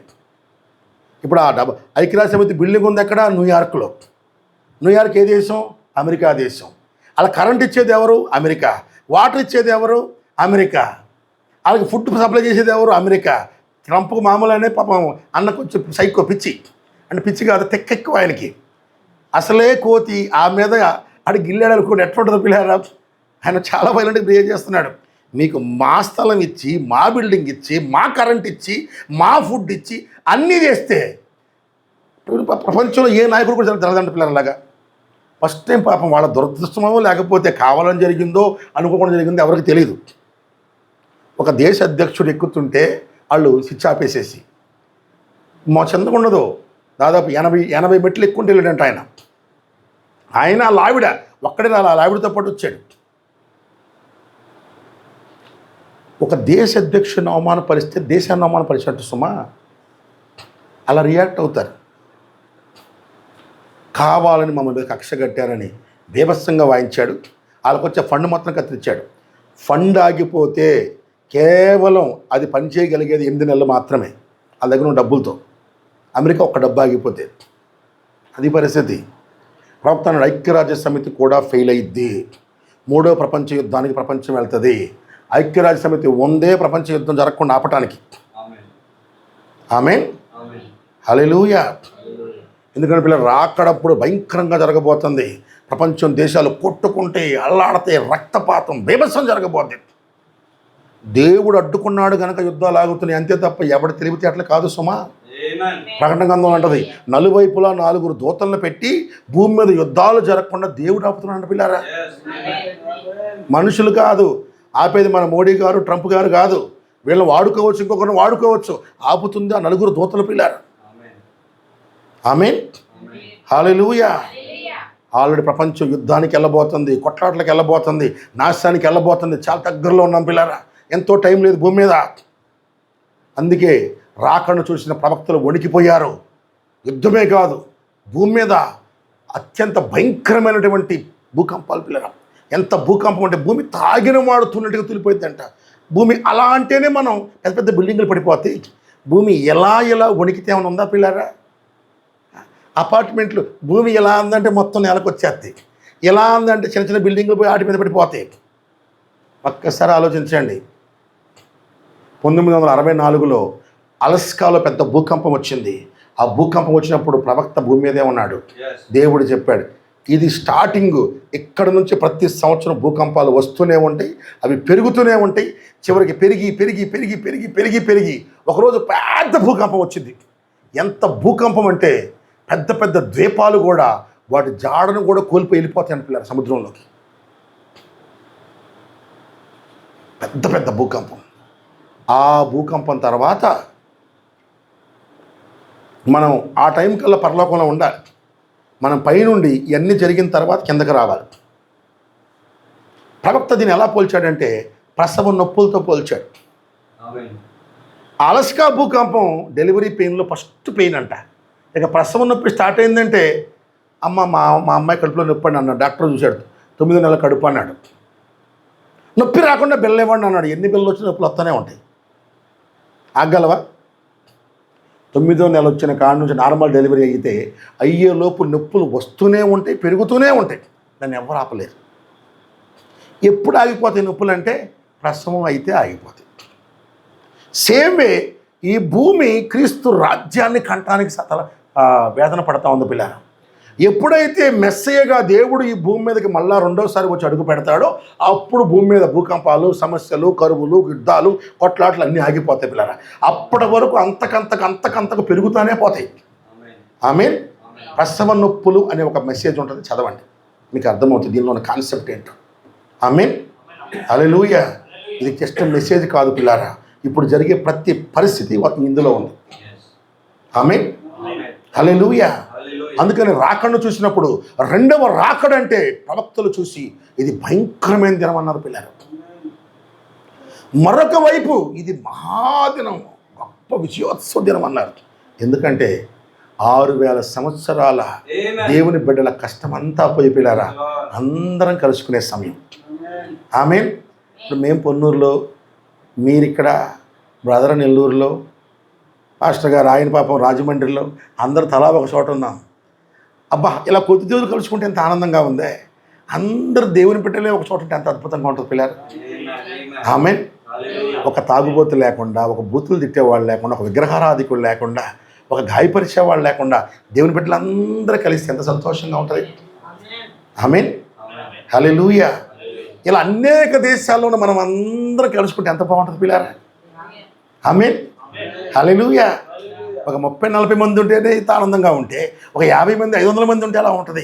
ప్రపంచంలో ఉన్న పరిశుద్ధులు అందరూ ఒక చోట కలిస్తే అసలు ఊహించుకోండి. అంతమందిని కలుసుకుంటే అందరూ God bless you brother, God bless you brother, God bless you brother.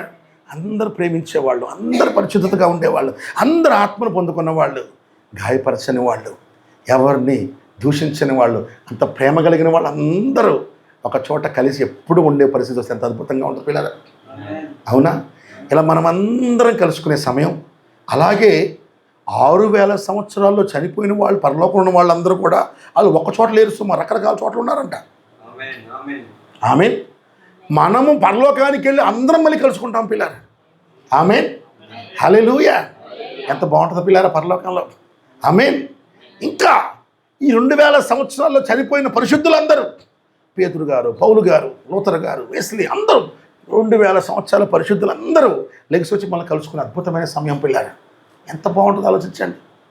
మనమందరం మళ్ళీ పరలోకానికి వెళ్తే అందరం కలుసుకుంటే అబ్రహాము, ఇస్సాకు, యాకోబు, బైబిల్ ఎవరి గురించి చదివామో, ఎవరి గురించి విన్నామో ప్రతి ఒక్కరిని మనం కలుసుకొని మనందరి దగ్గరికి మన తండ్రి అయిన దేవుడు వచ్చి, ఇక చాలు పిల్లలారా, ఇక మీ కష్టాలన్నీ పోయినాయి, మీ బాధలన్నీ పోయినాయి, ఇక ఏడ్పైనను, మరణమైనను, వేదనైనను, ఇక దుఃఖమైనను ఉండదు, ఇదిగో సమస్తం నేను నూతనంగా చేయబోతున్నాను.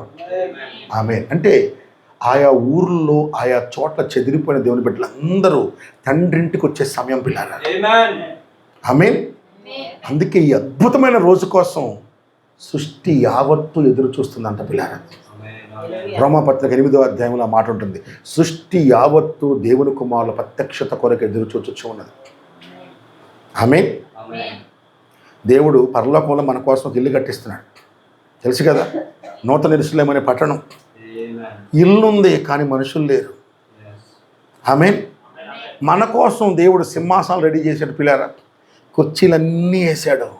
ఇది నా కొడుకు పేతురికి, ఇది నా కొడుకు పౌలుకి, ఇది నా కొడుకు సాధు సుందర్ సింగ్కి, ఇది నా కొడుకు లోతర్కి, ఇది నా కొడుకు జోసఫ్కి, ఇది నా కొడుకు తిమోతికి, ఇదిగో ఇది ఫలానా క్రిస్తాస్కి, ఇలా ఒక్కొక్కరికి అన్నీ వేశాడు. కానీ ఆ బిడ్డల్లో ఒకళ్ళు ఇండియాలో ఉన్నాడు, ఒకడు ఎక్కడ అమెరికాలో ఉన్నాడు, ఒకడు ఆ ఊరిలో ఉన్నారు, ఒకళ్ళు ఈ ఊరిలో ఉన్నారు, ఒకళ్ళు పరలోకంలోనే 1వ ఆకాశంలో ఉన్నారు, ఒకళ్ళు 2వ ఆకాశంలో ఉన్నారు, ఎక్కడెక్కడో ఉన్నారు. వీళ్ళందరూ ఎప్పుడు ఆ సింహాసనం మీదకి వచ్చేది, అందరూ ఎప్పుడు ఆ ఇంటికి వచ్చేది. ఆ అద్భుతమైన గడియ కొరకు సృష్టి మొత్తం ఎదురు చూస్తుందంట పిల్లారా. పరలోకంలో దూతలు అంతా ఎదురు చూస్తున్నారంట. ఆమేన్. ఒక తప్పిపోయిన బిడ్డ ఎన్నో ఏళ్ల తర్వాత తిరిగి వస్తే ఆ తల్లిదండ్రులకి ఎంత ఆనందం ఉంటుంది. ఆమేన్. ఒక 30-40 ఏళ్ల తర్వాత, 50 ఏళ్ల తర్వాత, ఒక తప్పిపోయి 6 గంటల తర్వాత వస్తేనే చాలా ఆనందం. మాకు పొన్నూరు చర్చిలో పాపం ఒక ఆయన మరి ముస్లింల నుంచి రక్షించబడి ఒక చర్చికి వస్తూ ఉంటారు. మరి అబ్దుల్లా గారని ఆయన బాప్తిసం తీసుకున్నారు, ఓబేద్ గారని పేరు పెట్టాం. వాళ్ళ అబ్బాయి జాన్ బాషా అని కొంచెం మతి స్థిమితం లేని వ్యక్తి, మాటలు రాని వ్యక్తి, కొంచెం పిచ్చి తరహాగా ఉంటాడు, రాళ్ళేస్తూ ఇబ్బందిగా ఉండేవాడు. అలాంటి వ్యక్తి చర్చికి వస్తున్న తర్వాత కొంచెం కొంతమేర మార్పు చెంది 32 సంవత్సరాల తర్వాత మాటలు రావటం మొదలుపెట్టిన పిల్లారు అతనికి. ఆమేన్. సో ఆయన పాపం ఆ కొంచెం పిల్లవాడిని తీసుకొని వస్తూ ఉంటాడు. ఒకరోజు మీరు ఉన్నారనుకుంటాగా, చర్చిలో ఉన్నాము, సడన్గా ఆ అబ్బాయి అలా అలా నడుచుకుంటూ వెళ్ళిపోయి తెలియదు. ఆయనకేమో మాటలు రావు, ఎవరితో ఏం చెప్పలేడు, అడ్రస్ తెలీదు. ఇక ఆయన అరిసి జాన్ భాషా జాన్ భాషా జాన్ భాషా అని ఏరియా అంతా తిరిగి ఇక వచ్చాడు. ఇక పాపం సాయంత్రం 3-4 అప్పటి నుంచి సాయంత్రం దాకా రాత్రి దాకా తిరుగుతున్నాడు పిల్లారా.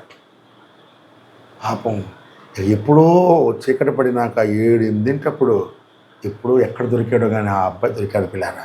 ఇక పట్టుకొని బోర్ని ఇచ్చేసాడు ఆయన. ఒక 6 గంటలు తప్పిపోతేనే తండ్రి అంత బాధ ఉంది. కొంతమంది పిల్లలు నెలలు తప్పిపోయిన వాళ్ళు ఉంటారు. మా ఊర్లో ఒక అబ్బాయి చిన్నప్పుడు ఎట్లా వెళ్ళిపోయి తప్పిపోయాడు. 16 సంవత్సరాల తర్వాత మొత్తం ఎక్కడికో వెళ్ళి ఆ మొత్తం ఇక వెళ్ళిపోయేటప్పుడు ఊర్లో క్రిస్టియన్, ఆడికి వెళ్ళిపోయినాక ముస్లింలుగా మారిపోయి మొత్తం అంగీకింగి చేసుకొని 16 ఏళ్ల తర్వాత ఊరెత్తుకుంటా వచ్చాడు అబ్బాయి. నేను చూసి ఆశ్చర్యపోయా. 16 ఏళ్ల తర్వాత పుట్టిన ఊరన్నీ జ్ఞాపకం చేసుకొని వచ్చాడు. ఆత్మీయ మతిమరుపు అనే వర్తమానంలో ఒక ఫ్రెంచ్ సోల్జర్ తప్పిపోయిన తర్వాత మైండ్ పోయిందంట. 32 సంవత్సరాల తర్వాత గిడ్డం అన్నీ పెరిగి అన్నీ ఉన్న దశలో ఎలా ఏదో జ్ఞాపకాలతో అలా అలా అలా వెతుక్కుంటా ఒక ట్రైన్లో పెడుతుంటే ఒక స్టేషన్ వచ్చిందంట. ఏదో ఈ స్టేషన్ ఎక్కడో చూసినట్టుంది అని ఆ స్టేషన్లో దిగాడు. తెలియకుండా అలా నడుచుకుంటా కొన్ని కొండలు దాటి అలా వెళ్ళిపోతే అలా కొండలు ఏవో కనపడుతున్నాయి. అలా నడుచుకుంటా వెళ్ళాడంట పిల్లారా. అలా నడుస్తూ ఉంటే అన్నీ దాటినాక కొండల చివరిలో కొన్ని ఇళ్ళు కనిపించినాయంట. అలా వెళుతూ ఉండక ఒక ఇంటి దగ్గరికి వస్తే ఒక గుర్రబండి 2 చక్రాలు కనిపించినాయంట. ఆ చక్రాలను చూడగానే అక్కడ ఒక పెద్ద ఒలీవ చెట్టు లాంటి ఒక చెట్టు ఉంటుంది. ఆ చెట్టు చూశాడంట. రాగానే ఇది మా ఇల్లే అని పరిగెత్తుకుంటూ ఇంటికి వెళ్ళండి పిల్లారా. వెళితే 70 సంవత్సరాల వయసులో ఆ కన్న తండ్రి అప్పుడు కూడా ఏదో ఒక రోజు నా కొడుకు వస్తాడని ఆ ఇంట్లో బయట కుర్చీలో కూర్చొని చూస్తాడు పిల్లారా. ఆ ఇల్లు, ఆ తండ్రిని ఇవన్నీ చూడగానే ఆయన మైండ్లో ఉన్న పిచ్చి మొత్తం పోయింది పిల్ల. ఆ కొడుకును పట్టుకుని ఆ తండ్రి కౌగిలించుకొని ఏడ్చాడు. ఒక 32 సంవత్సరాల తర్వాత కొడుకు వస్తే అసలు ఆ ఊరు సంబంధం దేశంలో పెద్ద న్యూస్ అయిందంట. 32 ఏళ్ల తర్వాత తిరిగి వచ్చాడు. మరి 32 ఏళ్ళకి తిరిగి వస్తేనంత ఆనందంగా ఉంటే 2000 సంవత్సరాల తర్వాత దేవుని పిల్లలందరూ వస్తే పరలోకం ఎలా ఉంటుంది పిల్లారా? కొట్టండి, వాయించండి అని చెప్పి పరలోకంలో మొత్తం సంబరాలు చేసుకుంటారు పిల్లారా. ఆమేన్, హల్లెలూయా. ఒకసారి సంబరాలు జరిగినాయి పరలోకంలో. ఎప్పుడు? యేసయ్య పునరుద్ధానమై పైకి వెళ్తున్నప్పుడు 4000 సంవత్సరాల తర్వాత ఆదాము మొదలుకొని యోహాను వరకు చనిపోయిన దేవుని బిడ్డలందరూ కలిసి పరలోకానికి వెళ్తుంటే అక్కడ ఉంటుంది పిల్లారా, వీళ్ళందరూ కలిసి ఒకడు ఫ్లూటు, ఒకడు వీణ, ఒకడు వాయిద్యం పట్టుకొని వాయిస్తూ ఉంటారు. ఆత్మలో పైకి వెళ్తూ ఉంటే అవతల వైపు పరలోకంలో ఒక పెద్ద గేట్ ఉంటుంది. ఆ గేట్ ఎప్పుడు ఎవరు రారు, ఎందుకంటే అది ఒక మహిమ గేట్ అన్నమాట. ఆ గేట్లోకి రావాలంటే మరణాన్ని జయించిన వాడి రావాలన్నమాట. అందుకే ఆ గేట్ అలా ఉండిపోద్ది. ఆ గేట్ దగ్గరికి ప్రభు వెళ్ళక మునిపై వెనకాల అందరూ ఉంటారు. వీళ్ళందరూ వాయిస్తూ టు అని చెప్పి వాయిస్తూ డుమ్ అని బీభత్సమైన సౌండ్ చేస్తూ ఉంటారు పిల్లారా. అవతల వైపు మిఖాయేలు, గాబ్రియలు నుంచి ఉంటారు. ఎవరది? అవతల వైపు అంత పెద్ద శబ్దాన్ని చేస్తున్నారు. ఎవరు అనగానే వీళ్ళందరూ కేకలేస్తారు, పురాతనమైన తలుపులారా ఎత్తుకోండి, ఇక మీకు అక్కడ స్థలము లేదు. ఇప్పటిదాకా మరణాన్ని ఎవరు గెలవలేదు అనుకున్నారు, ఎవరు దాటి రాలేదు అనుకున్నారు. వస్తున్నాడు వీరుడు, సూర్యుడు, ప్రపంచాన్ని జయించిన జయశీలుడు వస్తున్నాడు, తలపెట్టండి అనగానే వాళ్ళు ఎవరు వచ్చుచున్నది అంటారు. ఇదంతా 24 కీర్తన పిల్లారా, కీర్తన 24 అధ్యాయం బైబిల్లో ఉంది. అప్పుడు వాళ్ళు అలా అంటారు, సైన్యములకు అధిపతి అయిన యెహోవా గెలిచి వస్తున్నాడు అన్నారు. అంటే యేసుక్రీస్తు ఎవరు? యేసుక్రీస్తే యెహోవా. ఆమేన్, హల్లెలూయా. మరణ శాస్త్రం రాసిన వాడే మరణాన్ని గెలుస్తాడు పిల్లారా. ఆమేన్, హల్లెలూయా. అప్పుడు వాళ్ళు కూడా సంభ్రమాశ్చర్యాలతో పరలోకం మొత్తం వస్తారు. ఆహా, 4000 సంవత్సరాలుగా తప్పిపోయిన దేవుని బిడ్డలు అందరూ వచ్చేస్తున్నారా? ఓ అనే పరలోకంలో గొప్ప విందు జరిగింది. మళ్ళీ ఇప్పుడు 2000 సంవత్సరాలుగా తప్పిపోయిన వాళ్ళందరి కోసం మళ్ళీ సృష్టి ఎదురు చూస్తూ ఉంది. కొన్నూరులో మా చర్చిలో ఉండే మెయిన్ వాక్యం అదే పిల్లారా, సృష్టి యావత్తు దేవుని కుమారుల ప్రత్యక్షత కొరకు ఎదురు చూస్తూ ఉంది. పిల్లారా, నువ్వు నీ కోసం నీ తండ్రి 2000 సంవత్సరాలకు ఎదురు చూస్తే నువ్వు దేవుడి సన్నిధిలో 1 గంట కూడా ఎదురు చూడలేవా? నువ్వు వస్తావని, నువ్వు ఆత్మను పొందుకుంటావని, నువ్వు లోకాన్ని గెలుస్తావని నీకోసం అంత విశ్వాసం తాను ఎదురు చూస్తే నువ్వు దేవుడి కోసం కొన్ని సంవత్సరాలు ఎదురు చూడలేవా? కొన్ని నెలలు ఎదురు చూడలేవా? ఎంత గొప్ప దేవుడి పిల్లలు ఆలోచించండి, ఎంత గొప్ప ప్రేమ అది. ఆమేన్. ఒకవైపు ఇది మహాదినం, విడిపోయి తప్పిపోయిన దేవుని కుటుంబం అంతా కలుసుకునే దినం. మరొక వైపు భయంకరమైన దినం, విమోచన దినము. 1000 ఏళ్ల పాలన వస్తుందంటే ఒకవైపు భయంకరం, నమ్మిన వానికి రక్షణ, నమ్మని వానికి శిక్ష, 2 జరిగే దినం. ఆమేన్, హల్లెలూయా. అయితే మరి ఈ జంక్షన్లో ఈ కూడల్లో కూడా మరి ఇప్పుడు ఈ టైం, ఈ కూడల్లో మరి యుగం మారుతుందంటే మనకి ఎప్పుడు మారుతుంది, ఎలా మారుతుందో చెప్పాలంటే మరి ప్రతి 2 యుగాల మధ్యలో కూడా ప్రవక్త ఉన్నట్టు మరి ఈ యుగంలో 6వ యుగమైన కృపాయుగానికి 7వ యుగమైన విమోచన యుగానికి మధ్యలో కూడా ఒక ప్రవక్త ఉండాలా వద్దా? బైబిల్ చెప్తుంది. అందుకనే యెహోవా నియమించిన భయంకరమైన దినము, మహాదినము అయిన ఆ దినము రాకమునుపు నేను ఒక ఏలియా ప్రవక్తను ప్రపంచం మొత్తానికి పంపిస్తానన్నాడు. ఆమేన్. అతడు వచ్చి యుగం ఎప్పుడు, ఎలా, ఏ టైంలో మారుతుందో మీకు అన్నీ చెప్తా ఉంటాడని అడుగులారు. అది దేవుని చట్టం. సమస్య ఏంటంటే నువ్వు ముందుగా నీ కాలానికి పంపబడిన ప్రవక్త ఎవరో తెలుసుకోవాలి. ఆమేన్. అసలు నీకోసం దేవుడు ఎవరిని పంపించాడో తెలుసుకోవాలి. అది నమ్మితేనే నువ్వున్న టైంని గుర్తుపట్టగలవు. నీ దినమును, నీ వర్తమానాన్ని గుర్తించాలంటే, నువ్వున్న యుగాన్ని గుర్తించాలంటే అసలు ఈ కాలంలో పంపబడిన ప్రవక్త ఎవరో నీకు అర్థం అవ్వాలి పిల్లలు. ఆమేన్. దేవుడు అర్థం అవటానికి ముందు దేవుని పిల్లలు ఎవరు అర్థం అవ్వాలి, సేవకుడు ఎవరు అర్థం అవ్వాలి. సేవకుడు నీకు అర్థం కాకుండా దేవుడు నీకు అంత ఈజీగా అర్థం కాడు. Very simple. నువ్వు దేవుడిని నమ్ముకున్నావు, తర్వాత ఏం చేయాలి? ఒక చర్చికి వెళ్తావు, అవునా? అసలు పాస్టర్ అంటే ఎవరు, ఆయన స్థానం ఏంటో తెలియకుండా దేవుడు ఏమర్థమవుతారు పిల్లారా? ఆమేన్. సంఘం అంటే ఏంది తెలియకుండా దేవుడు అర్థమవడం ఈజీ, కష్టం. ఎందుకంటే దేవుని ప్రేమని నువ్వు విశ్వాసంలో నుంచి చూస్తావు, దేవుని ప్రేమనే సేవకుల్లో నుంచి చూస్తూ ఉంటావు. ఆ తర్వాత వాళ్ళ ద్వారా దేవుడి మీద నీకు విశ్వాసం పెరిగి దేవుణ్ణి ఇంకా లోతుగా అర్థం చేసుకోవడం మొదలు పెడతావు. ఆమేన్. అలాగే అసలు కాలములను యుగాలను తెలుసుకోవాలంటే ఆ కాలానికి పంపబడిన ప్రవక్త ఎవరు అర్థం అవ్వాలి. ఆమేన్. హల్లెలూయా. సరే, ఇప్పుడు యుగాల కంటే యుగాల కోడలి గురించి మనం చాలా ప్రాముఖ్యత ఎక్కువ ఇవ్వాలి. మీకు అర్థమైంది ఇప్పుడు, అవునా? యుగం మారేదాన్ని జంక్షన్ అంటారు. ఏమంటారు? జంక్షన్స్. ఈ జంక్షన్ అనే పదాన్ని గురించి ఆలోచించండి కొంచెం పిల్లల. ఉదాహరణకి రోడ్డు మీద వెళ్తున్నాం, ఒక జంక్షన్ వచ్చింది. ఈ జంక్షన్ దగ్గర నువ్వు కరెక్ట్గా వెళ్ళాలి, అవునా? ఒకవేళ రాంగ్ రూట్ తీసుకొని వేరే రాడ్లోకి వెళ్ళావా, ముందు వెళ్తే చాలా ఇబ్బంది పడతాం. కొన్ని రూట్లు తిరిగి రాలేని విధంగా ఉంటాయి. ఆమేన్. ఉదాహరణకి ట్రైన్ రూట్లో నువ్వు సింగిల్ రూట్లో అనుకున్నావు, ఇటు వెళ్ళాల్సిన ట్రైన్ ఈ పక్క వెళ్ళిపోయింది అనుకున్నావు. ఇటు పైకి వెళ్ళాల్సిన ఢిల్లీ ట్రైను ఏడు దాకా వచ్చినాక పక్కన ఆడు ట్రాక్ మార్చుకొని ట్రాక్ ఏదో బాగుందే అని చెప్పి అలా పోయినప్పుడు నిజామాబాద్ రూట్ ఎడిపోతాడు. నిజామాబాద్ జంక్షన్ దగ్గర నువ్వు కరెక్ట్గా వెళ్ళాలి. జంక్షన్ దగ్గర నువ్వు గనక వేరే లైన్ తీసుకున్నావా, నీ యొక్క మొత్తం మారిపోతుంది. మామూలు అప్పుడు ప్రయాణం వేరు, జంక్షన్లో ప్రయాణం వేరు. అంతేనా? హల్లెలూయా. కాబట్టి నువ్వు వెళ్ళే రూట్లో ఎక్కడెక్కడ జంక్షన్లు వస్తాయో, ఏ జంక్షన్లో నువ్వు కరెక్ట్గా ఎట్ట వెళ్ళాలో నీకు తెలియాలి. తెలియకపోతే చాలా ప్రమాదం వస్తుమా. ఆమేన్. చాలా కాలం క్రితం జరిగిన ఒక సంఘటన గుర్తొస్తుంది పిల్లలు. ఒక సేవకుడు అమెరికాలో టిమ్ ప్రూయిట్ అని ఒక ఆయన ఉన్నాడు. ఆ టిమ్ ప్రూయిట్ అనే సేవకుడు ఒక ఊరు నుంచి ఇంకో ఊరికి బయలుదేరాడు.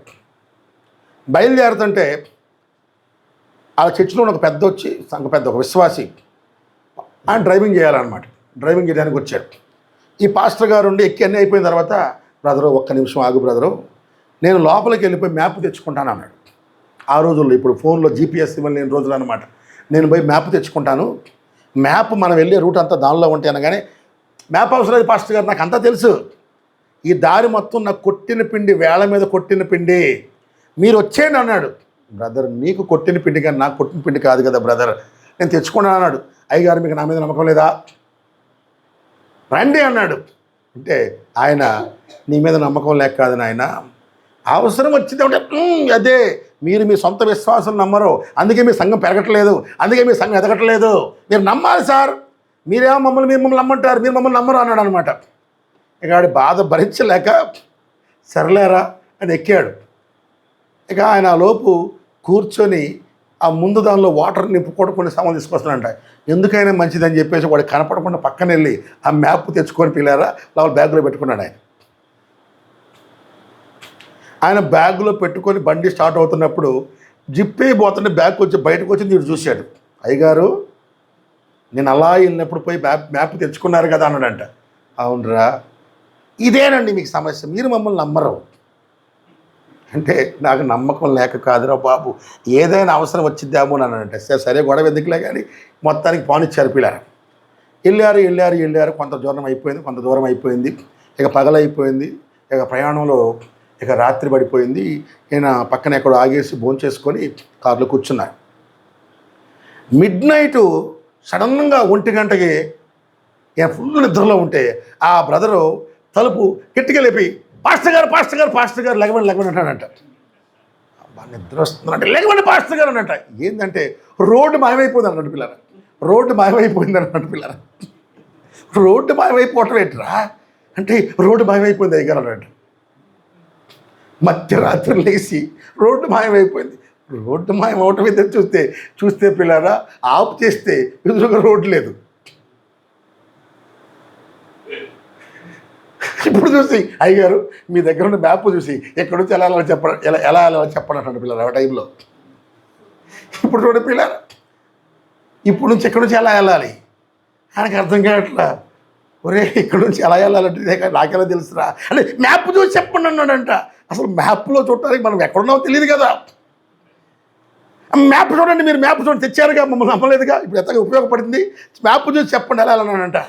ఒరే ఎక్కడ తప్పిపోయామో తెలియదు, ఎక్కడ జారిపోయామో తెలియదు, ఏ జంక్షన్ తప్పిపోయామో తెలియదు, మనకి ఎలా తెలుసుకుంటాం. ఎక్కడో మనం ఇరుక్కుపోయాం, ఎక్కడో మనం తప్పిపోయాం. అంటే ఎక్కడో ఏదో ఒక జంక్షన్లోనూ తప్పు తీసుకున్నాం. అసలు ఏ జంక్షన్ దాటి వచ్చామో, ఎన్ని వచ్చామో, ఎక్కడ తప్పిపోయామో తెలియాలి అంటే ఫస్ట్ మనం ఎక్కడున్నామో తెలియాలి అసలు అని. ఆమె ఇప్పుడు మనం అసలు ఎక్కడున్నాం నువ్వు అది ఫస్ట్ కనుక్కో అని. ఆ ఏరియా మొత్తం రాత్రి చీకటి అటు ఇటు తిరుగుతుంటే ఏం కనపట్లా. కొంచెం వెనక్కి వచ్చి అటు తిరిగి వచ్చినాక దేవుని కృప వల్ల ఏదో మందుల షాప్ అక్కడ ఆన్లో ఉందండి ఇక్కడ, మెడికల్ షాప్. ఆ మెడికల్ షాప్ వాడి దగ్గరికి వెళ్ళి, సార్ ఇది ఏ ఊరు అడిగాడంట. ఆయన ఏ ఊరు తెలియకుండా వచ్చామని అడగండి పిల్లలు. కాదండి, తప్పిపోయి వచ్చాము, ఈ ఊరు ఏంటో చెప్పండి అన్నాడంట. అప్పుడు ఇది పలానా ఊరు, పలానా ప్లేస్ అన్నాడు పిల్లలు. అప్పుడు ఆ మ్యాప్లోకి వెళ్ళి ఈ ఊరు ఎక్కడుందో అక్కడ ఎతికి అక్కడ నుంచి ఎలా వచ్చాడు, ఇది మెయిన్ రూటు, ఇక్కడున్నాము అంటే మనము ఈ జంక్షన్ కాకుండా ముందు జంక్షన్లో, ఇక్కడ జంక్షన్లో మనం తప్పిపోయాం. ఆమె నువ్వు ఎక్కడ తప్పిపోయావో తెలియాలంటే అసలు ముందు నువ్వు ఎక్కడున్నావో తెలియాలి. అవునా? ఎక్కడున్నావో తెలియకుండా నువ్వు వెనక్కి కూడా పోలేవు పిల్లరా, ఎటో కూడా పోతావు కానీ కరెక్ట్ రూట్లో పోలేవు నువ్వు. ఆమె చూడండి పిల్లరా, జంక్షన్ ఎంత ఇంపార్టెంటో చూడండి. ఒక్క జంక్షన్లో తప్పిపోతే గమ్యమే మారిపోయింది. నాకు కొట్టిన మీద పిండి అన్నాడు.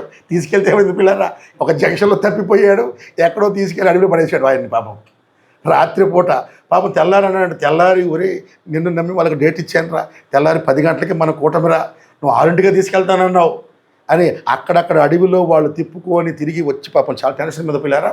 మొత్తానికి మీటింగ్కి ఒక అరగంట ముందు చేరుకున్నారు పాపం వాళ్ళు. కానీ అది పెద్ద అనుభవం అయిపోయింది ఆయనకి. అప్పుడు అనుకున్నాడు, ప్రభా ఒక చిన్న కారులో తప్పిపోతేనే ఇలా ఉంది, అసలు యుగంలో తప్పిపోతే పరిస్థితి ఏంటి? అవునా? ఒక యుగ పరిధిలో నుంచి నువ్వు మరొక దానిలోకి వెళ్ళిపోతే పరిస్థితి ఏంటి? అందుకని పిల్లారా, ప్రతి యుగాల కోడలిలో, ప్రతి యుగాల జంక్షన్లో నీకు అనేక రకాల రోడ్లు ఉంటాయి. నువ్వు సరి అయిన దారిలోనే వెళ్ళాలి. ఏ దారిలో వెళ్ళాలో భౌతికంగా అయితే నీకు మ్యాప్ చెప్పుద్ది, లేకపోతే అక్కడ ఉన్న బోర్డు చెప్పుద్ది. కానీ కాలం అనే కోడల్లో నువ్వు ఎటు వెళ్ళాలో చెప్పాలంటే ఆ బోర్డు కాదు, ఒక వ్యక్తిని అక్కడ నీకు మార్గదర్శకుడిగా పెట్టాడు పిల్లలు. వీళ్ళే యుగాల మార్చే ఆ యొక్క కోడల్లో ఉండే ప్రవక్తలు పిల్లలు. వీళ్ళు ఆ ప్రవక్త ఎవరో అర్థమైతే ఆయన చెప్తాడు, నువ్వు ఇటు పోవాలి బాబు, ఇటు పోకూడదు బాబు, ఇటు పోకూడదు నాయన, ఎలా వెళ్ళాలి, ఎటు పోకూడదు ఆయన చెప్తాడు, ఎటు పోవాలో కూడా ఆయన చెప్తాడు పిల్లలు.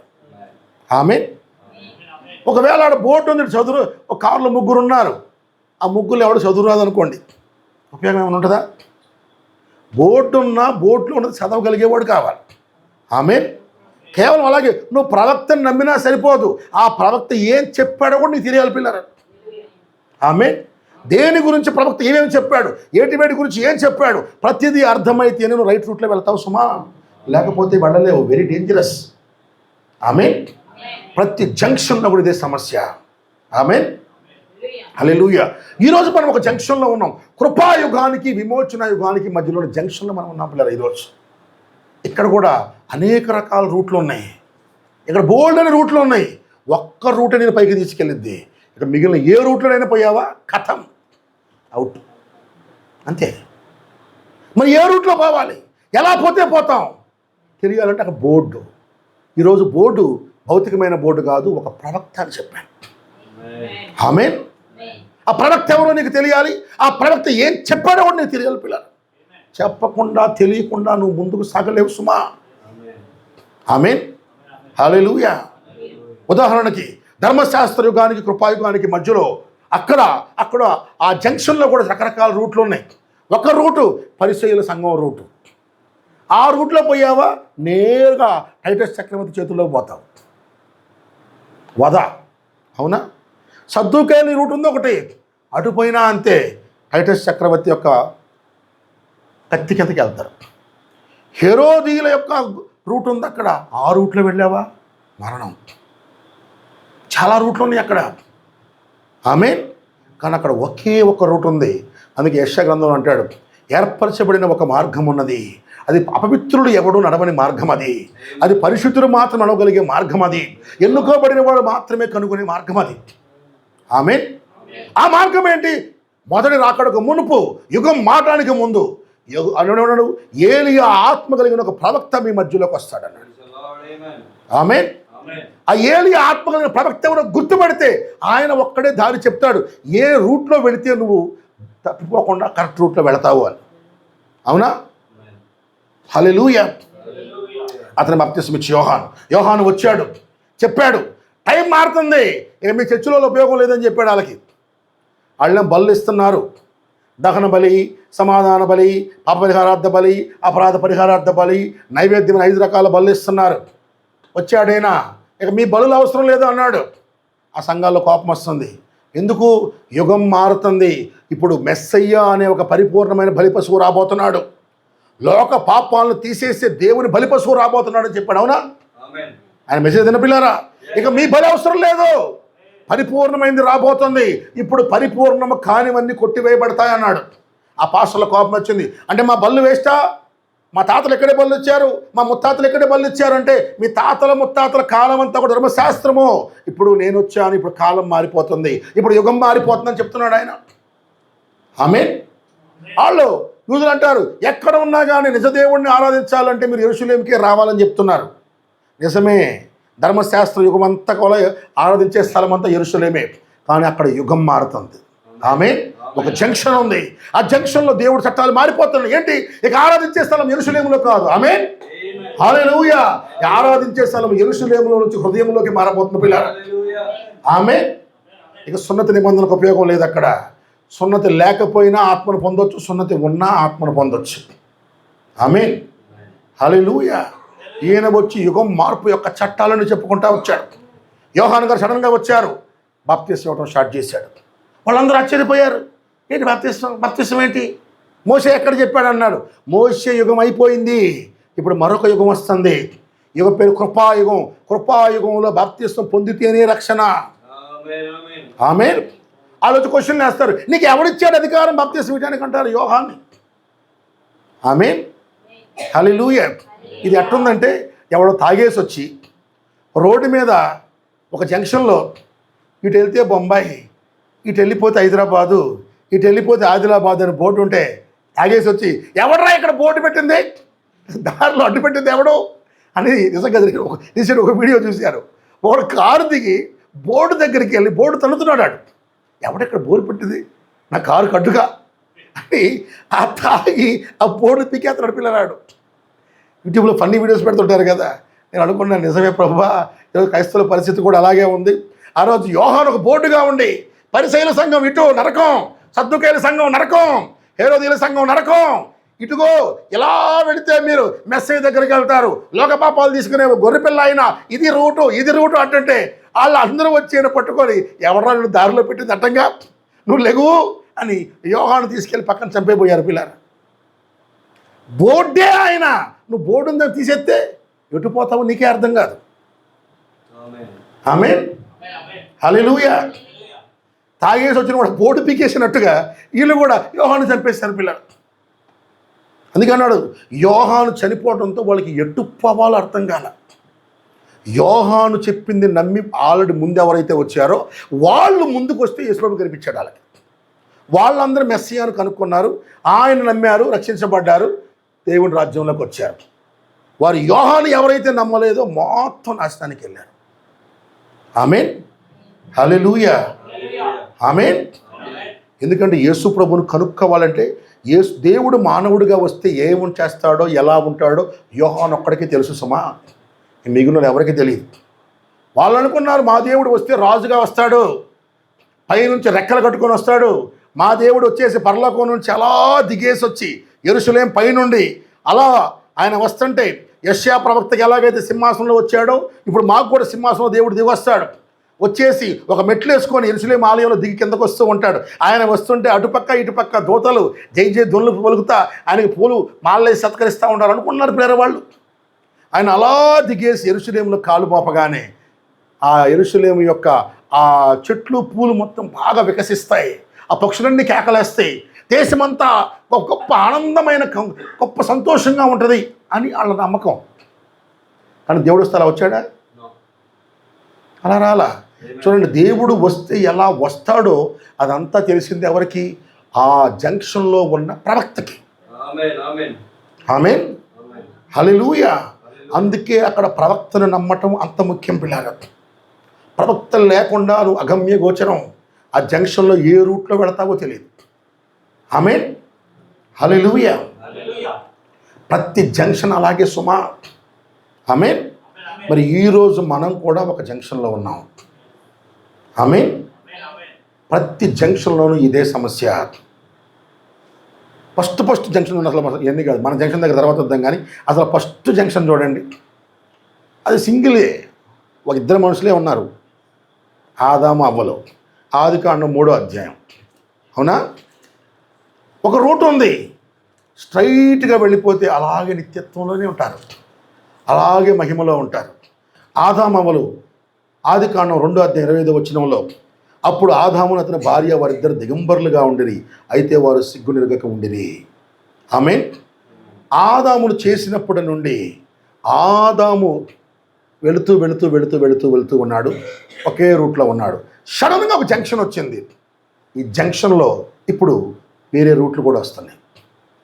ఆమేన్. ఇక్కడ ఫస్ట్ దేవుడైన యెహోవా చేసిన సమస్త భూజంతువుల్లో సర్పము యుక్తి కలదై ఉండెను. ఇక్కడ దారిలో సర్పం అనే ఒకడు వస్తున్నాడు. సర్పం అంటే పాము కాదు సుమా. హెబ్రీ బైబిల్లో సర్పం అంటే పాము అని రాయబడలా. సర్పం అనే దానికి పదం వేరు. ఇక్కడ నకాష్ అని రాశారు. నకాష్ అంటే ఆత్మ లేని మానవుడు అని. అతను మనిషే, కానీ ఆత్మ లేదు అతని లోపల. మాట్లాడగలడు, తెలివితేటలు ఉన్నాయి, జ్ఞానం ఉంది, అన్నీ ఉన్నాయి, కానీ దేవుని ఆత్మ లేదంట. అందుకని దేవుడు వచ్చి కొంతమందిని సర్ప సంతానమా అంటే, నాకాష్ పిల్లలారా అంటే ఆత్మ లేని సేవకుల్లారా అంటున్నాడు. యోహాను కానీ ప్రభు అయిన యేసుక్రీస్తు కానీ కొందరిని చూసి సర్ప సంతానమా అని పిలుస్తారు. ఎందుకు సర్ప సంతానం అంటే ఆ నాకాష్ యొక్క పిల్లలు వీళ్ళు. అంటే అదే అలాగున్నారు, ఆత్మ లేని మానవులు అని. ఇక్కడ అవ్వ వెళుతుంది, ఆదాము వెళుతున్నారు, అంతా సంతోషంగా ఉంది, రోడ్డు బాగుంది, హ్యాపీ. ఆడుతూ పాడుతూ వెళుతుంటే హ్యాపీ అనేది అన్నట్టు జీవితం చాలా సంతోషంగా ఉంది, హ్యాపీగా ఉంది. పరలోకపు ఆనందంలో ఉన్నారు. ప్రతిరోజు సాయంత్రం ప్రార్థన, సంతోషంగా ఉంది, ఆనందంగా ఉంది. దూతలు వస్తున్నారు. ఆదాము భూమి మీద తిరుగుతున్నాడు, హిమాలయాల్లో పోతున్నాడు. ఆదాం చక్కగా తోటల్లోకి వెళ్తున్నాడు, అమెజాన్ అడవుల్లోకి వెళ్తున్నాడు, గాల్లో ఎగురుకుంటూ వస్తున్నాడు. ఆదాం నేల మీద నడుచుకుంటున్నాడు. చక్కగా పరలోకం నుంచి మికాయేలు, గాబ్రియేలు చుట్టూ దూతలు, ఒక గొప్ప మహిమలో ఉన్నాడు ఆయన. బాగుంది జీవితం, నిర్మలత్వం అనే యుగంలో హ్యాపీగా ఉన్నాడు ఆయన. అన్ని కొత్త కొత్త ఆనందాలు ఆయనకి. జంతువులతో ఆనందం, తర్వాత అవ్వం తెచ్చినప్పుడు ఆనందం, గొప్ప గొప్ప సంగతులు ఎన్నో జరిగినాయి. కానీ ఒక టైం వస్తుంది, జంక్షన్ దగ్గరికి వచ్చాడు. ఆమేన్. జంక్షన్లో ఇప్పుడు మరొక రూట్ ఆయన ముందు వచ్చింది. ఇప్పుడు సర్పం అనే ఒకడు వచ్చి ఇతను కూడా మరొక మార్గాన్ని చూపిస్తున్నాడు. ఈయన నుంచున్నాడు, దారి ఎదురుగా కనపడుతుంది. ఈయన కూడా ఒకటి బోధిస్తున్నాడు. దేవుడు బోధించింది ఒకటి ఉంది. ఇప్పుడు దేవుడు చెప్పిన దారిలో వెళ్ళాలా, ఈ సర్పం చెప్పే దారిలో వెళ్ళాలా? ఎవరి దారిలో వెళ్ళాలి? రెండు దారుల్లో ఏ దారిలో వెళ్ళాలి? మనం పాడుకుంటాం, చాలా పాటలు పాడుంది, రెండే రెండే దారులు, ఏ దారి కావాలో మానవ, ఒకటి దేవుడిది, రెండు సర్పంది అనుకోవచ్చు మనం. అవునా? రెండే దారులు ఉన్నాయి. అక్కడ ఆదాం ఇవ్వలేదుట. దేవుడు చెప్పిన రూట్లో వెళ్ళాలా, సర్పం చెప్పిన రూట్లో వెళ్ళాలా? ముందు అవ్వకి వాళ్ళ ఆయన ఆదాము చెప్పిన బోధలో వెళ్ళాలా, పాస్టర్ నకాష్ చెప్పే బోధలో వెళ్ళాలా? ఆదాము చెప్పాడు, మనము ఆ పని చేస్తే మనం చచ్చిపోతాం. దేవుడు తినొద్దు అన్న పండు యాపిల్ పండు కాదు, లేకపోతే చాలామంది జల్దర పండు యాప్రికాట్ అంటారు. దేవుడు తినొద్దంది యాపిల్ పండు, యాప్రికాట్ పండు కాదు, సీతాఫలం పండు కాదు. దేవుడు తినవద్దంది ఏ పండు పిల్లారా? గర్భఫలం. ఆ పండు తిను దినమున నువ్వు చచ్చిపోతావు. ఆ పని చేస్తే నువ్వు మరణంలో పుడతావు. దినమున అన్నాడు. దినం అంటే దేవుడికి ఎన్ని సంవత్సరాలు? 1000 సంవత్సరాలు. అందుకనే స్త్రీ గర్భాన పుట్టిన ఏ మనిషి కూడా 1000 ఏళ్ళు బతకల. ఒక్కరోజు కూడా ఒక్కరు కూడా ఒక దినం బతకల. హయ్యెస్ట్ బతికింది మెతూషెలకు 969, తర్వాత 952, తర్వాత ఆదాం 930. ఒక్కళ్ళు కూడా 1000 రోజులు బతకల. ఇక తర్వాత 900 800 ఏళ్ళ నుంచి 600కి వచ్చింది, 600 నుంచి 500కి వచ్చింది, తర్వాత 400, చివరికి అబ్రహాం టైం వచ్చేసరికి 200, 170. ఇక తర్వాత అది కూడా 100 ఏళ్ళకి ఇప్పుడైతే 70, 60, 70, 80 ఏళ్ళు అయిపోయాయి. ఎందుకు? ఆయుష్ తగ్గుతూ వస్తుంది. స్త్రీ గర్భాన పుట్టిన ప్రతి వ్యక్తి మరణంలో పుట్టాడు. అవ్వని తినొద్దు అన్న ఫలం గర్భఫలం, ఆదాము అవ్వల్ని. దేవుడేమన్నాడు? మీరు ఫలించి అభివృద్ధి పొందండి అన్నాడు. ఆమె ఆదాము చేతిలో పుస్తకాన్ని ఎట్టాడు దేవుడు. మీకు బైబిల్లో అక్కడ ఇన్ బిట్వీన్ లైన్స్, అక్షరాల మధ్యలో దాచబడిన సంగతులు పిల్లరా. ఇది దేవుడు నువ్వు పిల్లల్ని కను అన్నప్పుడు జస్ట్ కనమని వాళ్ళకి ఊరక చెప్పలా. కనమన్నప్పుడు ఆదాము శరీరంలో లేడు, చెప్పాను కదా మొదట మనం చూపించాను. ఆదాముని పిల్లల్ని కనమన్నప్పుడు ఆత్మలో ఉన్నాడు ఆదాము.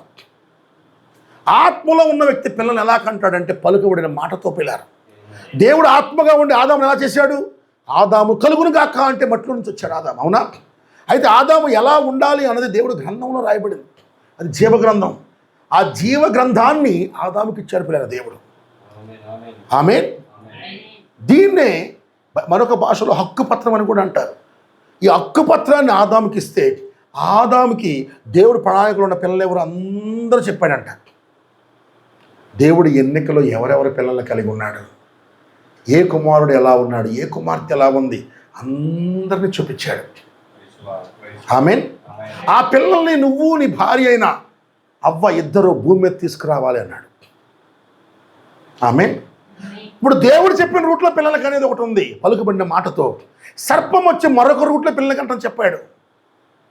స్త్రీ పురుషుల కలయిక ద్వారా ఇది శరీరానికి ఆనందంగా ఉందంట, సంతోషంగా ఉంది. ఆమె అనుకుంది దేవుడు చెప్పిన రూట్ కంటే ఇది బాగుంది కదా, దేవుడు పలకండి అన్నాడు. పలికితే ఏముంది? ఎక్కడైతే కలుసుకోవటం వల్ల ఆనందం ఉంది అనుకుంది ఆవిడ.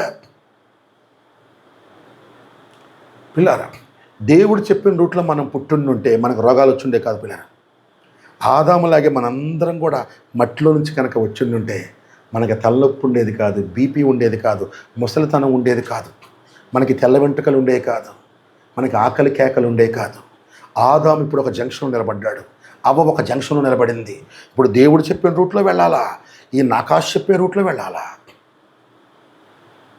ఎలా మనం ఇప్పుడు ఫలించాలి, ఎలా మనం పిల్లల్ని తీసుకురావాలి, ఎలా ఈ భూమిని ఏలాలి?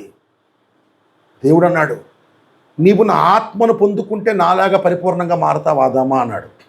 అవునా? సాతాను లేదు, నేను చెప్పినట్టుగా నువ్వు చేస్తే నువ్వు దేవుళ్ళే మారతావు అన్నాడు. ఇప్పుడు ఏ రూట్లో వెళ్ళాలి? రూటు అంటే ఇప్పుడు వాళ్ళు చెప్పే బోధ, అర్థమవుతుందా? వాళ్ళు చూపించే మార్గం, ఎలా బ్రతకాలి, ఏ లైఫ్లో బ్రతకాలి, ఈ రూటు, లైఫ్ స్టైల్. ఈ రెండు రూట్లో ఏ రూట్లో వెళ్ళాలి, నేను ఏ బోధలో వెళ్ళాలి, ఏ జీవన మార్గంలో వెళ్ళాలి, ఏ రూట్లో వెళితే దేవుడు చెప్పింది చేరుకుంటాను, ఇటు నిర్ణయించుకోవాలి. సాడ్, అక్కడ ఆదామవ్వలు రాంగ్ రూట్ తీసుకున్నారు. అలా వెళ్ళిపోయి ఉంటే పిల్లారా, ఆదామవ్వలు పాపం చేయకుండా ఉండుంటే, కొంతకాలం అయిపోగానే అదే రూట్లో వచ్చిండుంటే, ఆదాము పలకగానే మట్టిలో నుంచి యేసయ్య వచ్చేవాడు.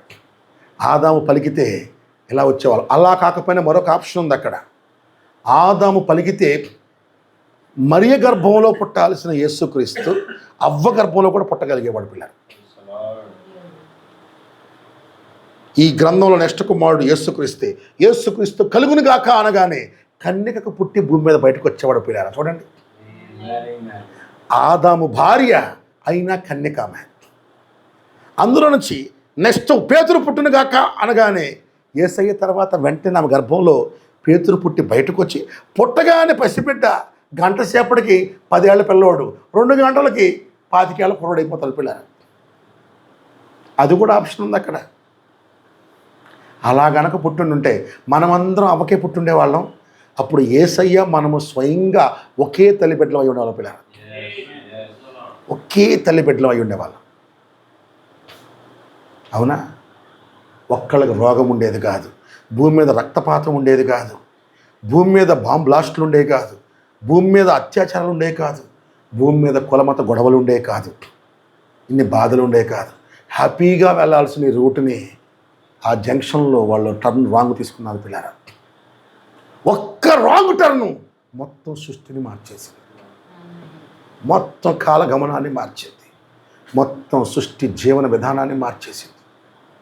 ఆదాము అలా వెళ్ళిపోయి ఉంటే సింహాలు పులులు అన్ని సాధుజీవులకు అలాగే ఉండిపోయి అన్ని గడ్డి మేసాయి. అప్పుడు వాళ్ళు రాంగ్ టర్న్ తీసుకోగానే ఆదాము మారిపోయాడు. ఆదాము కింద ఉన్న సృష్టి జీవులు కూడా మారిపోయినాయి. మనిషి కింద బతకాల్సిన జీవులు మనిషి మీద తిరగబడేగా మారిపోయింది. అవునా? ఆదాము అవ్వలు కనుక ఆ రూట్ తీసుకోపోయి ఉంటే ఒక కుక్క కూడా మనల్ని కరిచేది కాదు. నిజమేనా? ఒక పిల్లి గీకేది కాదు మనల్ని. ఆమేన్. ఒక దోమ కుట్టేది కాదు పిల్లారా. ఆమేన్. ఒక నొప్పి ఉండేది కాదు, ఒక రాతి దెబ్బలు ఉండేది కాదు, ఒక యాక్సిడెంట్ ఉండేది కాదు.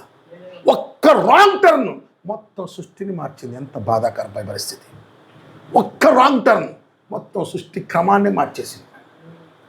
2, వాళ్ళు తీసుకున్న రాంగ్ రూట్లో మెయిన్ దేవుడు దూరం అయిపోయాడు. ఆ రాంగ్ రూట్లోకి వెళ్ళేసరికి మనోడు టింప్రూటి గారి సంఘ విశ్వాసి ఆ రాంగ్ రూట్లోకి వెళ్ళిపోయి రోడ్డు పోయింది సార్ అన్నట్టు మనకి ఆ రాంగ్ రూట్లోకి వచ్చినాక దేవుడు పోయాడు. దేవుడు మాయమైపోయాడు అందరి దృష్టిలో. దేవుడు ఎవరు తెలియకుండా పోయాడు. ఎలా దేవుని చెరుకోలు తెలియట్లేదు. దేవుడు ఎవరో అర్థం కాకుండా ఇన్ని మతాలు సృష్టించుకున్నారు, ఇన్ని మార్గాలు సృష్టించుకున్నారు. కనపడిన చెట్టుని పొట్టని ఏదో ఒకటి దేవుడు అనుకుంటున్నారు. పిల్లరా అంటే దేవుడు అనుకుని ఆశపడుతున్నారు. లేకపోతే కొంచెం భక్తిగా ఉంటే ఒక మానవుడు అతను దేవుని చేస్తున్నారు. ఒక సేవకుడు కొంచెం భక్తిగా ఉంటే ఆ సేవకుడిని దేవుని చేసేస్తున్నారు. ఒక మంచి సత్పురుషుని దేవుని చేసేసారు. ఏదో ఒకరు ఎవరో ఒకరు కాపాడుతారని ఒక వేదన. పిల్లరా ఈ చెట్టు నన్ను కాపాడిద్దేమో, ఇదే నా దైవమేమో, లేకపోతే ఈ పురుషుడే నా దైవమేమో. మనిషి ప్రయాస ఒక్కరి రాంగ్ ఆ జంక్షన్లోని రాంగ్ టర్న్ మొత్తం సృష్టిని గజిబిజి గందరగోళాన్ని చేసింది. ఆమేన్. భూమి మీద ఒక్క ముళ్ళ చెట్టు లేదంటే పిల్లలు ఆదాము పాపానికి ముందు. ఆదాము ఆ జంక్షన్లో రాంగ్ రూట్ తీసుకోకపోయి ఉంటే భూమి మీద ఒక్క ముళ్ళ చెట్టు ఉండేది కాదు. భూమి మీద అకాల వర్షాలు ఉండేవి కాదు. అకాల వర్షాలు పక్కనే పెట్టండి, అసలు వర్షమే ఉండేది కాదు భూమి మీద. వర్షం అవసరం ఉండేది కాదు సుమ్మా. ఆమేన్. సుడిగాలు ఉండేది కాదు, తుఫాను ఉండేది కాదు. పాప మీ రామగుండంలో వేడెక్కువని చెప్పి విన్నాం. పాప సెగలు మండు సెగలు ఎండాకాలం వచ్చి ఉంటే అల్లాడిపోతారేమో పిల్లలు. ఆమేన్. అయిన ఎండలో కూడా ఆదాముకి పగలు ఎండ దెబ్బ తగిలేది కాదు, రాత్రి మిన్నెల దెబ్బ తగిలేది కాదు. ఎండ అంటే ఏందో తెలియదు పాపం ఆయనకి. ఆదాముకి చెమట అంటే కూడా తెలియదు పిల్లలు. అసలు ఆదాము మహిమలో ఉంటే ఆ మనిషి చెమట పట్టకూడదని చాలా కష్టపడతారు. సెంట్లు కొట్టుకొని ముఖంలో కూడా ఫేస్ కూడా స్మెల్ రాకూడదు అనుకుని కొంతమంది అయితే మౌత్ స్ప్రేలు వాడతారు, షూ స్ప్రేలు వాడతారు. మనిషి బాడీకి నీట్గా ఉండాలని పాపం సంకల్లో స్ప్రేలు, ఒంటి మీద స్ప్రేలు, చాలా పాపం మనిషి ప్రయాస. ఆదాము ఆ జంక్షన్లో కనుక ఇలా తీసుకోకపోయి ఉంటే మనమందరం అలా మహిమలో వచ్చేసే వాళ్ళం పిల్లారా. మనం రాత్రిపూట పడుకొని లేచినా కూడా మన కళ్ళు అలా మెరుస్తూ ఉండే నక్షత్రాల్లాగా, మనం నవ్వితే మన పళ్ళు కూల్గేట్ బేబీలాగా అలా టకటక మెరిసిపోతూ ఉంటాయి పిల్లారా. ఆలోచించండి ఎంత వండర్ఫుల్ లైఫ్. అందరి చక్కగా పురుషులు పరిశుద్ధంగా, స్త్రీలు పరిశుద్ధంగా, చక్కటి వస్త్రాలతో, చక్కటి ఆ జళ్లతో అద్భుతంగా ప్రపంచమంతా విశ్వాసులే ఉండేవాళ్ళు పిల్లారా. ఒక అపవిత్రుడు కానీ, ఒక హంతకుడు కానీ, ఒక మోసగాడు కానీ ఏమీ లేకుండా అద్భుతమైన గొర్రెపిల్ల జీవగ్రంథంలో ఉన్న వాళ్ళందరూ భూమి మీద వచ్చి ఉండేవారు. ఒక్క జంక్షన్లో రాంగ్ టర్న్ మొత్తం సృష్టిని మార్చేసింది. ఎంత ప్రమాదం ఆలోచించండి. ఈరోజు కూడా మనం ఈ జంక్షన్లో సరైన టర్న్ తీసుకుంటేనే మళ్ళీ ఎత్తబడతాం. మనం రాంగ్ టర్న్ అక్కడ రెండే ఉండే దారులు, ఎక్కువ దారులు కూడా లేవు. ఇద్దరే బోధకులు ఉన్నారు, ఒకడు దేవుడు, రెండు నాకాష్. ఇద్దరే ఉన్నారు, రెండే దారులు. యోహాను వచ్చే సమయంలో అయితే 4 సంఘాలు ఉన్నాయి. పరిసయ్యుల సంఘం, సద్దూకాయల సంఘం, హేరోదీల సంఘం, అశ్వినీయుల సంఘం, 4 సంఘాలు ఉన్నాయి. యోహాను ఉన్న 5 దారులు ఉన్నాయి. ఇక్కడ 5 జంక్షన్, ఇది 5 రోడ్ల జంక్షను యోహాన్ టైము. ఆమేన్. మనం ఉన్నది అన్నిటికంటే పెద్ద బిజీ జంక్షన్ పిల్లారా. ఎందుకో తెలుసా?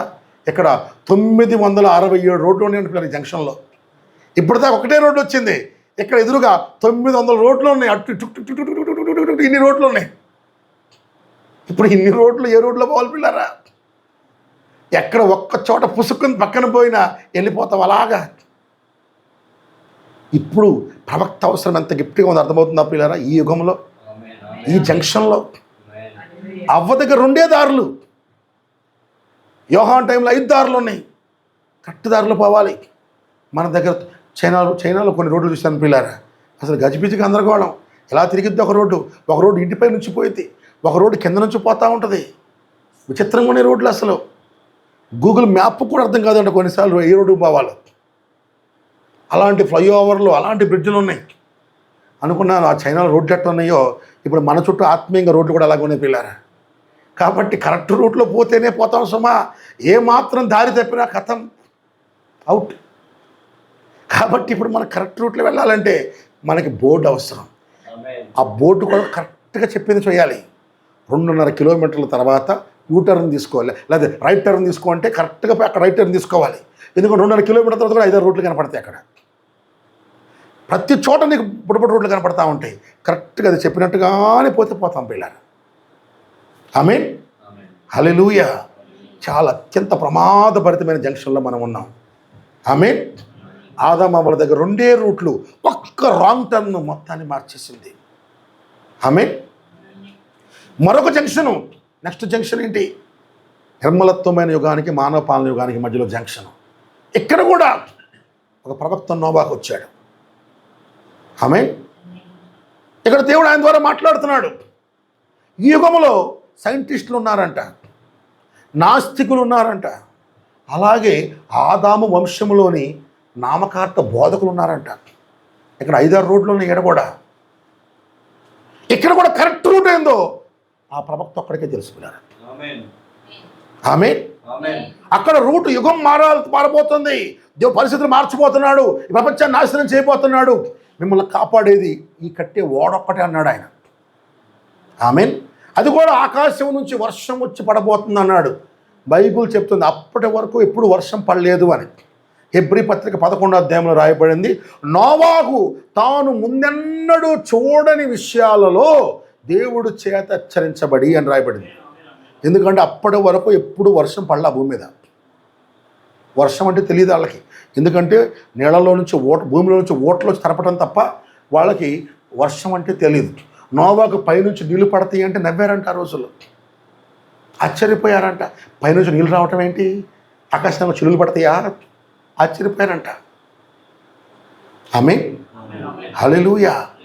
అంటే అక్కడ అపహాస్కుల యొక్క మార్గం ఉంది, సైంటిస్టుల మార్గం ఉంది, తెలివితేటల వాళ్ళ మార్గం ఉంది, నాస్తికుల మార్గం ఉంది. ఇన్ని మార్గాల్లో అసలైన మార్గం ఒక్కటే ఉంది. మనిషి బ్రతకాలి, మనిషి భూమి మీద బ్రతకాలన్నా, ఆత్మీయంగా బ్రతకాలన్నా ఆ యుగానికి జంక్షన్లో ఒక ప్రవక్త ఉన్నాడు ఆయన. ఆ ప్రవక్త నమ్మితేనే నువ్వు ఆ రూట్లో పెడతావు. ఆమేన్, హల్లెలూయా. ఒకరోజు మేము బస్సులో వెళ్తున్నాం, చాలా లాంగ్ బ్యాక్. యాక్చువల్గా మన సైడ్ రోడ్లప్పటికి మామూలుగా పసుపు రంగు దాని మీద బ్లాక్తో బోర్డులు ఉంటాయి రాళ్ల మీద, లేకపోతే రెడ్ దాని మీద బోర్డు ఉండే, రెడ్ బ్లాక్ ఉండే. మేము ఒక బస్సు వేసుకుని వెళ్తే నార్త్ ఇండియా వెళ్ళిపోయి చండీగఢ్ అటువైపు వెళ్తున్నాం పిక్నిక్లో. మన ఇక్కడ డ్రైవర్ ఆడు. ఒక ఏరియాకి వెళ్ళిపోయినాక అక్కడ బోర్డు అన్ని పచ్చ రంగులో ఉన్న పిల్లలు. ఆయన చూసి ఆ బోర్డు మనం చదువుతుంటే హిందీలో ఆడు చూసి అది బోర్డు అంటే ఆడు ఒప్పుకోడు. ఇది బోర్డు కాదు, ఆ పొలంలో వాళ్ళు ఇది అడ్వర్టైజ్మెంట్ రాసి పెట్టాడు అంటాడు. మరి అది బోర్డురా అంటే నేను ఒప్పుకోనంటాడు. ఒకరోజు మాత్రం పిల్లారా కులు మనాలి పోయే దారిలో తీసుకెళ్ళమంటే వాడు వేరే దారిలో తీసుకెళ్ళిపోయాడు. 60 కిలోమీటర్లు తీసుకెళ్తే మళ్ళీ మా గైడ్కి చెప్పి వెనక్కి తెప్పించాం. అదేమంటాడు, అది బోర్డు అంటే ఒప్పుకోడు. కొందరు సమస్య కూడా ఇదే, ఈయన ప్రవక్తరా అంటే మాకు తెలిసి ప్రవక్త ఇలా ఉంటాడు, ఈయన ప్రవక్త కాదంటారు. ఆమేన్. ఎందుకంటే నోవాకు చదువుకోలా, నోవాకు సామాన్యుడిగా ఉన్నాడు. వాళ్ళ దృష్టిలో ప్రవక్త అంటే బాగా చదువుకొని రావాలా, బాగా బైబిల్ కాలేజీలో డిగ్రీ చేయాలా, పాస్టర్ అంటే పెద్ద కాలర్ వేసుకొని రావాలి, పాస్టర్ అంటే పెద్ద డ్రెస్ వేసుకొని వచ్చి పితా పుత్ర పవిత్రాత్మ తండ్రి కుమార పరిశుద్ధాత్మ ఈ లెవెల్లో రావాలి. ఈయనేదో మామూలు బట్టలు వేసుకొని సాదాసీదా మనిషిలాగా వచ్చి పొలం పని చేసుకుంటూ వచ్చేసరికి ఈయన ప్రవక్త ఏందంటారు వాళ్ళు. మేము ఒప్పుకోమని ప్రవక్త కాదు అంటారు. ఆ డ్రైవర్కి తేడా పిల్లరా అదేమంటాడు, నాకు తెలిసి బోర్డు అంటే పసుపు రంగులో బ్లాక్ రాయాలి అంటాడు. అరే అది మన ఆంధ్రారా, ఇది పంజాబ్ రా, ఇక్కడ వేర్రా అంటే అన్నట్టు ఒప్పుకోని అంటాడు. నువ్వు ఒప్పుకున్నా ఒప్పుకోకపోయినా అది చదివితేనే పోతావు, లేకపోతే పోలేవు. అది చదివి కరెక్ట్గా పాలిస్తే గమ్యాన్ని చేరతావు, లేకపోతే ఎటో పోతావు. అంతేనా? ప్రవక్త అంటే నీకు నచ్చినట్టు ఉండటం కాదు పిల్లారా, దేవుడు చెప్పినట్టుగా ఉండటం ప్రవక్త. అది ఆమేన్. ప్రవక్తని ఎలా గుర్తుపట్టాలి అంటే ఆ ప్రవక్త చెప్పిన ప్రవచనం నెరవేరటం ద్వారా గుర్తుపట్టాలట. 2, ఆ ప్రవక్తను ఎలా గుర్తుపట్టాలి అంటే ప్రవక్త చెప్పింది బైబిల్తో మ్యాచ్ అయ్యిద్ది అంట పిల్లారు. బైబిల్కి వ్యతిరేకంగా చెప్పడు ఏ ప్రవక్త కూడా. 3, ప్రవక్త గతకు ముందు చెప్పిన వాళ్ళ యొక్క ప్రవచనాలు, ఆయన ప్రవచనాలు మ్యాచ్ అవుతాయి పిల్లారు. వీటి ద్వారా ప్రవక్తను గుర్తుపట్టాలని చెప్పి రాయబడింది. అబద్ధ ప్రవక్తలు ఉంటారు, వాళ్ళని వీళ్ళని ఎలా గుర్తుపట్టాలో బైబిల్ చెప్తుంది పిల్లారు. ఆమేన్. హల్లెలూయా. కాబట్టి జంక్షన్లో చాలా డేంజరస్ సుమా. జంక్షన్లో నువ్వు ప్రవక్తను గుర్తుపట్టాలి. ఎలా గుర్తుపట్టాలో తెలియాలి. వాళ్ళు నోవాహుని అసలు అంగీకరించటల్లా. నోవాహు చదువు రాని వాడు అయ్యేసరికి నమ్మలేకపోతున్నారు. చూడండి పిల్లారా, ఒక యుగంలోనేమో బాగా చదువుకున్నవాడిని ప్రవక్తగా పిలుచుకున్నాడు. ఎక్కడ 3, 4, 5 మధ్య జంక్షన్లో ఎవరున్నారు? మోషే మహామేధావి, ఐగుప్తుల సకల శాస్త్రాలు చదివినోడంట. ఆయన పిలుచుకున్నాడు. మరొక యుగంలో చదువు రాని ఏలు ముద్ర కూడా లేవని పిలుచుకున్నాడు దేవుడు మరొక చోట. చూడండి పిల్లలు, ఎంత ఆశ్చర్యం. ఆమేన్. హల్లెలూయా. ఒక యుగంలో ముసలివాడిని ప్రవక్తగా పిలుచుకున్నాడు. 75 ఏళ్ల అబ్రహాముని పిలుచుకున్నాడు ఒక యుగాన్ని మార్చడానికి. మరొక యుగంలో 30 ఏళ్ల కుర్రోని లేపాడు బాప్తిస్మం ఇచ్చి యోహాను. ఆమేన్. హల్లెలూయా. నీకు నచ్చినా నచ్చకపోయినా, నీకు అంగీకరించకపోయినా దేవుడు పంపిన వ్యక్తిని నమ్మితేనే నువ్వు యుగాన్ని గుర్తుపట్టగలవు, ఆ జంక్షన్ రైట్ రూట్లో వెళ్ళగలవు. ఆమేన్. సరే, నేను ముగిస్తున్నాను. కానీ ప్రతి యుగంలోనూ చాలా స్టోరీలు ఉన్నాయి, ప్రతి యుగంలో అన్నీ ఉన్నాయి. కానీ అసలు అవన్నీ కాదు, ఇవన్నీ మెయిన్. మరి మన యుగంలో కూడా ఇప్పుడు ప్రకటన గ్రంథంలో రాయబడింది, కృపాయుగం ముగించి విమోచన దినం మధ్యలో కూడా ఇక్కడ ఒక ప్రవక్త వస్తాడు. ఆయన ఏలియా ఆత్మ కలిగి ఉంటాడు. ఇతను వచ్చి ఏం చేస్తాడో కూడా చెప్తున్నాడు. ఏం చేస్తాడంటే బైబిల్లో ఉన్న మర్మాలన్నీ ఇతను బయటపరుస్తున్న పిల్లలు మొత్తం బయటపడతాడు. ఇతడు వచ్చి చివరి కాలంలో సంఘాన్ని అపోస్తుల బోధ వైపు తిప్పుతాడని చెప్పి రాయబడతా ఉంది పిల్లలు. ఆమేన్. అంతేకాదు కానీ అసలు విమోచన దినానికి వెళ్ళాలి అంటే హక్కుపత్రం అంటే ఏంటి, ఆదాము కోల్పోయిన గ్రంథం ఏంటి, 7 ముద్రల గ్రంథం యొక్క చరిత్ర ఏంటి, పుత్ర స్వీకారం ఏంటి, ఈ పద్ధతులు మొత్తం చెప్తాడంట. అంతేకాదు ఇప్పుడు భూమి మీద జరిగే అన్నిటి గురించి ఆయన చెప్తాడని చెప్పి రాయబడింది. ఆమేన్. అతన్ని దేవుడు అగ్ని స్తంభం ద్వారాను మేఘస్తంభం ద్వారా రుజుపరుస్తాడట. నువ్వు కన్ఫ్యూజ్ కాకుండా ఉండటానికి 1000 మంది మధ్యలో అతని దగ్గరికి అగ్నిస్తంభంగా వచ్చి ఇదిగో ఈయన నా ప్రవక్త అని దేవుడు రుజువుపరుచుకుంటా వస్తాడట. ఎందుకంటే మోషే వలె అతను కూడా నిరూపించబడతాను బైబిల్ చెప్తుంది. హల్లెలూయా. అతడు ఏలి ఆత్మ కలిగి ఉంటాడని బైబిల్ చెప్తుంది. ఆమేన్. అతడు పుత్ర శ్రీకార దశలోకి వచ్చి అతడు పలికితే కొన్ని సృష్టించబడతాయి అంట పిల్లారా. తుఫాన్ ఆపగలడంట. ఆయన పలికితే ఉడతలు సృష్టించగలగలమట. అటువంటి శక్తి కలిగిన ఒక సేవకుడు చివరి దినాల్లో ఉంటాడు. రాకడకు ముందు అతను ప్రవక్త. అతనే ఒక కాలంలో ఒక జంక్షన్లో వచ్చే ప్రవక్త. అతన్ని నమ్మితే, అతని వర్తమానాన్ని గుర్తుపడితే ఇప్పుడు కరెక్ట్ రూట్లో పోతావు, లేదా తప్పిపోతావు, జాగ్రత్త అని బైబిల్ చెప్తుంది. ఆమేన్. ఒకవేళ నీకు అర్థం కాకపోతే ఆయన ఎవరో నాకు తెలియజేయ ప్రభు అని అడుగు, నాకు గుర్తించు ప్రభు అను. ఇంతకుముందు రోజులు అంగీకరించి ఇప్పుడు అంగీకరించాడు సుమా. చూడండి, మోషే కాలం ముందు ఆ విశ్రాంతి దినం లేదు, కానీ మోషే రాగానే విశ్రాంతి దినాన్ని పెట్టాడు. అవునా? యుగం మారింది అక్కడ. బాప్తిస్మం ఇచ్చి యోహాను వచ్చినప్పుడు యుగం మారుతున్నప్పుడు అప్పుడు దాకా ఆలయంలో బళ్ళు ఇష్టపడ్డాడు, ఇప్పుడు బళ్ళు వద్దన్నాడు దేవుడు. యుగం మారుతుంది. ఆమేన్. పౌలు చెప్తాడు, కొత్త నిబంధన కృపాయుగం మారేటప్పుడు కూడా పరిపూర్ణమైన వాక్యం వస్తుందట. అప్పుడు పరిపూర్ణము కాని నిరుద్ధకమైపోద్ది. ఆమేన్. హల్లెలూయా. మన క్రైస్తవం 36 రకాల బాప్తిస్మాలు ఉన్నాయి పిల్లారా. 1, 2 కాదు, 36 రకాల బాప్తిస్మాలు ఉన్నాయి. ఇన్నిట్లో బైబిల్లో ఉందేంది? బైబిల్లో దేవుడు ఒక్కడే, విశ్వాసం ఒక్కడే, బాప్తిస్మం ఒక్కటే అన్నాడు. ఆ నిజమైనది తీసుకుంటేనే పోతావు. మరి ఏది తీసుకున్నా ఇటు అటు పుసుకుని దారిపోతావు. ఆమేన్. ఏది రైట్ రూట్లో వెళ్ళాలో ఆ ప్రవక్త వచ్చి బయలుపరుస్తాడని రాయబడింది. సంఘం ఎలా నడవాలో ప్రవక్త చెప్తాడని రాయబడింది. కుటుంబం ఎలా ఉండాలో చెప్పబడతాడని రాయబడింది. అన్నిటికీ మించి ఎలా ఎత్తబడతావు, ఎత్తబడితే పరిస్థితులు ఎలా ఉంటాయి, అన్నీ కూడా ఈ యుగ ప్రవక్త చెప్తాడు బైబిల్లో రాయబడింది. బైబిల్లో ఉన్నాయి ఇవన్నీ. ఆమేన్. బాధాకరమైంది ఏంటంటే ఒక ఆయన పిల్లరా, మనుషుల మైండ్ సెట్ ఎలా ఉంటుందంటే, నేను ఒకరోజు వాక్యం చెప్తే బాగా వాక్యం అంతా అయిపోయిన తర్వాత ఒక ఆయన వచ్చి నీ వాక్యం నేను నమ్మను అన్నాడు. నువ్వు సేవకుడు కాదు అంటాడు. నేను ఏం తప్పు చెప్పానో చెప్పు, నేను ఒప్పుకుంటాను అన్నాడు. నీకు మీసాలు ఉండేగా అన్నాడు. నాకు ఆ పాయింటే అర్థం కాలేదు పిల్లారా. బొంబాయిలో జరిగిన సంఘటన, నీకు మీసాలు ఉన్నాయిగా నువ్వు పాస్టర్ కాదంటాడు. ఏమి లాజిక్కు? బైబిల్లో ఎక్కడుంది మీసాలు ఉంటే పాస్టర్ కాదని అంటే నా దృష్టిలో అది తేటాడాడు. గంట సేపు వాదించాడు, నీకు మీసాలు ఉన్నాయి నువ్వు పాస్టర్ కాదని. అంటే మీసాలు అందరూ పాస్టర్లా? అయితే నీ దృష్టిలో ఆడవాళ్ళందరూ పాస్టర్లా? ఎక్కడుందయ్యా బాబు మీసాలు ఉంటే పాస్టర్ కాదని అంటాడు. నాకంతే అంటాడు. ఆడి దృష్టిలో పాస్టర్లు అంటే ఆయన పెతుకో సంఘం నుంచి వచ్చాడు. పాస్టర్లు అంటే అందరూ షేవ్ చేసి తెల్ల చొక్కా ప్యాంట్ తెల్ల ప్యాంట్ వేసుకొని వస్తే అప్పుడే పాస్టర్ అంట. నువ్వు తెల్ల ప్యాంట్ ఇలా నువ్వు పాస్టర్ కాదు అని లెక్క. అందుకంటాడు దేవుడు, నీ సొంత తీర్పుతో తీర్చొద్దు, వాక్యంతో చూడు.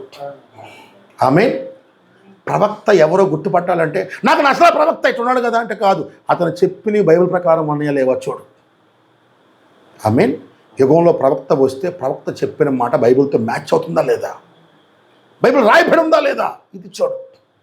అప్పుడు అర్థమైంది ప్రవక్త కాదు. అంతేగాని ఆళ్ళే తిప్పు తెచ్చకండి. ఇంకొకళ్ళు ఉన్నారు పిల్లారా, వారం రోజుల పాటు పాపం సిక్కులైన అన్ని వదిలిపెట్టి నాతో పాటు తిరిగాడు వారం రోజులు. తర్వాత లాస్ట్ 7వ రోజు 8వ రోజు భోజనం చేయడానికి వెళ్ళిపోయి హోటల్లో కూర్చొని నేను చికెన్ ఫ్రైడ్ రైస్ ఆర్డర్ ఇచ్చాను. నేను చికెన్ ఫ్రైడ్ రైస్ తిన్న కళ్ళప్పగించి వస్తున్నాడు అంటాడు. తినగానే అంటాడు, అన్నా ఇప్పుడు దాకా నువ్వు గొప్పవాడు అనుకున్నానన్నా అన్నాడు. అంటే ఇప్పుడు ఏమైందిరా అంటే, నువ్వు కూడా చికెన్ తింటావన్నా అంటే అన్నాడు. అయిపోయిందన్న, ఇంకేం భక్తి అన్నా, చికెన్ తినేవాడు నువ్వే సేవకుడు అన్నా అన్నాడు. అంటేరా అన్నాను. సేవకుడు అంటే ఏ జంతువుని వధించినవాడు, ఏ మాంసాన్ని తిననివాడు, సాత్వికుడు అన్నాడు దేవుడు. బైబిల్లో నేను సాత్వికుడును దీన మనసు గలవాడు అన్నాడు దేవుడు. సాత్వికంగా ఉండేవాడు కసాయిగా జంతువును కోసి ఆ మాంసం తింటాడా అన్న? నీ వాక్యం నచ్చలేదన్నని పోయాడు. నేను అన్నాను, దేవుడే మానవుడిగా వస్తే చేపను తిన్నాడు రా బాబు. ఆయన అబ్రహాం దగ్గరికి వస్తే ఆయన ఎద్దు మాంసం తిన్నాడు రా బాబు. దేవుడే తిన్నాడు. మనం ఏ పాటి వారం, మనం ఇంకా అంత పెద్ద లెవెల్లో కాకుండా ఇది చిన్న చిన్న కోళ్ళు తింటున్నాము. ఆయన పెద్ద ఏది చేశాడు అంటే, వాడి దృష్టిలో మాంసం తిన్నోడు పాస్టర్ కాదు. వాళ్ళు క్రిస్టియన్సే, మారాడు ఒక డినామినేషను. అలా తోర్చొద్దు పిల్లారా. ఇది చేయలేదు కాబట్టి పాస్టర్ ప్రవక్త కాదు, ఇది చేయలేదు కాబట్టి ప్రవక్త కాదు. ప్రవక్త అంటే బైబిల్ ఏం చెప్తుంది, ఆ లక్షణాలు ఈ ప్రవక్తలో ఉన్నాయా లేవా? బైబిల్లో ఉన్నాడు, మోషే వంటి ప్రవక్త వస్తాడు తిమోతి గ్రంథంలో రాయబడింది. యుగం మారాలి అంటే ఒక మోషే లాంటి ప్రవక్త రావాలని. అంటే మోషే వస్తే అగ్నిస్తంభంగా వచ్చాడు పిల్లారు. అంటే ఆ వ్యక్తి దగ్గరకు దేవుడు అగ్నిస్తంభంగా వస్తాడు అని బైబిల్ చెప్తుంది పిల్లారు. 500 సంవత్సరాల క్రైస్తవ్యంలో ఏ వ్యక్తి మీదకి అగ్నిస్తంభంగా వచ్చాడు? ఒకే ఒక వ్యక్తి ఉన్నాడు. ఆయన పేరు విలియం బ్రెన్హామ్. ఆయన 1933లో ఓహియో అనే నదిలో బాప్తిస్మం ఇస్తుంటే 10,000 మంది చూస్తుండగా పిల్లారా, పట్టపగలు అందరి ముందు అగ్నిస్తంభంగా దేవుడు దిగొచ్చి ఆయన ముందు ఇలా గాల్లో ఇలా తిరుగుతూ నిలబడ్డాడు పిల్లారా. అందులో ఒక స్వరం పలికింది, నా మొదటి రాకడకు ముందు బాప్తిస్మం ఇచ్చి యోహాను వెళ్ళినట్టుగా రెండవ రాకడకు ముందు నీ వర్తమానం నిజమైన ఉద్యోగం సిద్ధపరుస్తుంది.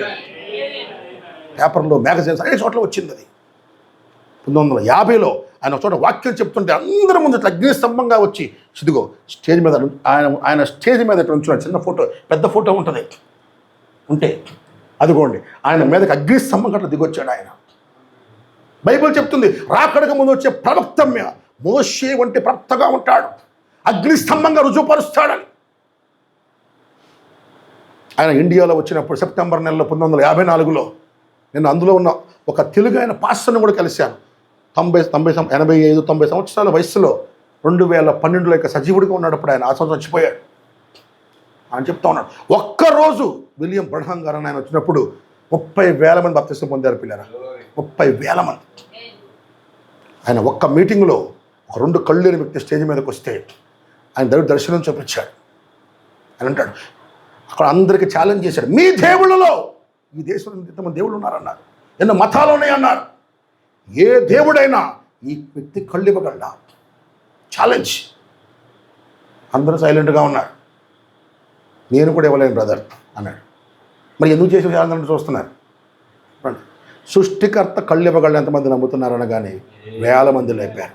ఆ సృష్టికర్తే ప్రభు అయిన యేసుక్రీస్తు అయితే ఇప్పుడు కళ్ళిస్తే మీ విగ్రహాలను తీసేసి మీ మతాలను మానుకొని ఎంతమంది నిజమైన దేవుడి దగ్గరికి వస్తారనగానే ఇప్పుడు కళ్ళు వస్తే కనుక నేను వచ్చేస్తాం సార్, నాకు దేవుడే కావాలి అని 30,000 మంది చేయలేపారు. ఆయన అక్కడుండి చిన్న ప్రార్థన చేసి, ప్రభువా నేను నా తెలివితోనూ నా అహంతోనూ ఈ శాలను చేయలేదు, నీవు చెప్పిన మాట చొప్పున నేను చేశాను. కళ్ళిచ్చి వీళ్ళందరి హృదయాలు తెరవా ప్రభు అని చిన్న ప్రార్థన చేయగానే దేవుడి శక్తి ఆయన మీదకి వచ్చి ఆ గుడ్డి వ్యక్తికి అప్పుడప్పుడు 2 కళ్ళు వచ్చేసిన పిల్లాడు. అది చూసి 30,000 మంది బాప్తిస్వం పొందారు. పెంతెకోస్తు రోజు 3,000 మంది పొందారు. ఈ సేవకుడి జీవితంలో 30,000 మంది ఒకే రోజు. విచిత్రం ఏంటంటే ఇంత గొప్ప పరిచయం చేసిన చాలా సంఘాలు నాకు ఆయన నచ్చడండి అంటారు. ఎందుకు అంటే ఆడవాళ్ళు మేకప్ వేసుకుంటూ ఒప్పుకొని అంటారు, అందుకోసం మాకు నచ్చలేదు అంటారు కొంతమంది. ఒక ఆయన ఉన్నాడు రాజమండ్రిలో, పెద్ద సేవకుడు, విలియం బ్రహ్మ్ గారు అబద్ధ ప్రవక్త అని పెద్ద ప్రసంగాలు చేశాడు. అబద్ధ ప్రవక్త ఎందుకో చెప్పు అంటే రీజను, వాళ్ళ ఆవిడ సేవ చేస్తుంది, వాళ్ళ కూతురు చేస్తారు, వాళ్ళ ఫ్యామిలీ చేస్తారు, ఆడవాళ్ళు బోధించకూడదు బైబిల్ చెప్తుందని చెప్పాడు. క్రిస్మస్లో పండుగలు చేస్తారు, పండుగలు చేయొద్దని చెప్పాడు. రన్ ఫర్ జీసస్ ప్రోగ్రాంలు పెడతారు, తప్పని చెప్పాడు. ఆమేన్. చాలా దారుణం పిల్లారా. డబ్బు పేరుతో సేవ పేరుతో డబ్బులు వ్యాపారాలు చేయకూడదు, పబ్లిసిటీలు చేయకూడదు, డబ్బు అడుక్కోకూడదు. అపోస్తలు ఏం చెప్పారో చెప్పుకుంటా వచ్చాడు. అది చేయటం ఎవరికైతే ఇష్టం లేదో చూస్తే నాకు చెప్పాను కదా, నువ్వు మీసాలు ఉన్నాయి కాబట్టి పాస్టర్ కాదు అని ఒకడు, మాంసం తిన్నావు కాబట్టి పాస్టర్ కాదు అని ఒకడు ఎలా ఊహించుకుంటున్నారో, వాళ్ళ సంఘ సిద్ధాంతాలు పాటించట్లేదు కాబట్టి ప్రవక్త కాదు అంటారు. ఏంటి పాపం, చాలా బాధ. ఆయన స్వస్థతలు చేస్తుంటే, అద్భుతాలు చేస్తుంటే 1,000 మంది వచ్చారు.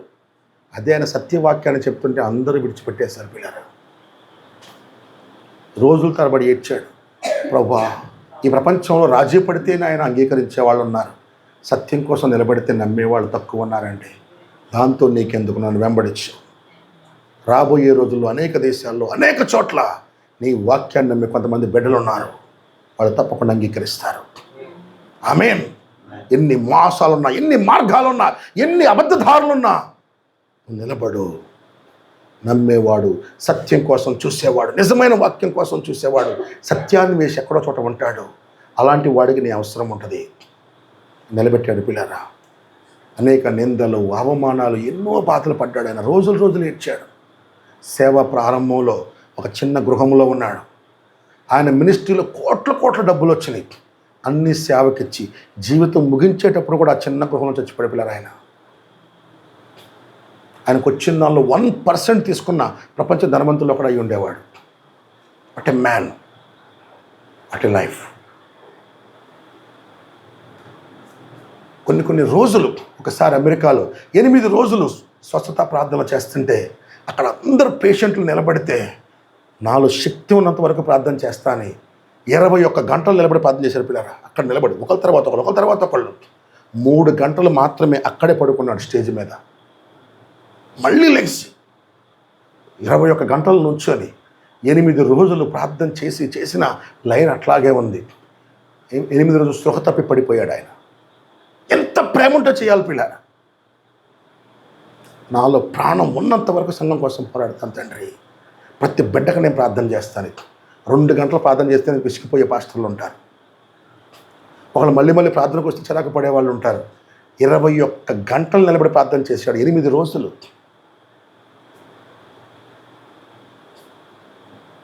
ఆయన మీటింగ్కి వెళ్ళి వస్తే ఆయన మొత్తం ప్రార్థన ఉపవాసం ఉండి ప్రార్థించి 1 రోజుల తర్వాత ఇంటికి వస్తే కళ్ళు లోనకెళ్ళి, ముఖము లోనకెళ్ళి, ఒళ్ళు మొత్తం అంతా సన్నబడిపోయి కూతురు తండ్రిని గుర్తుపట్టలేకపోయింది అంట పిల్లారా.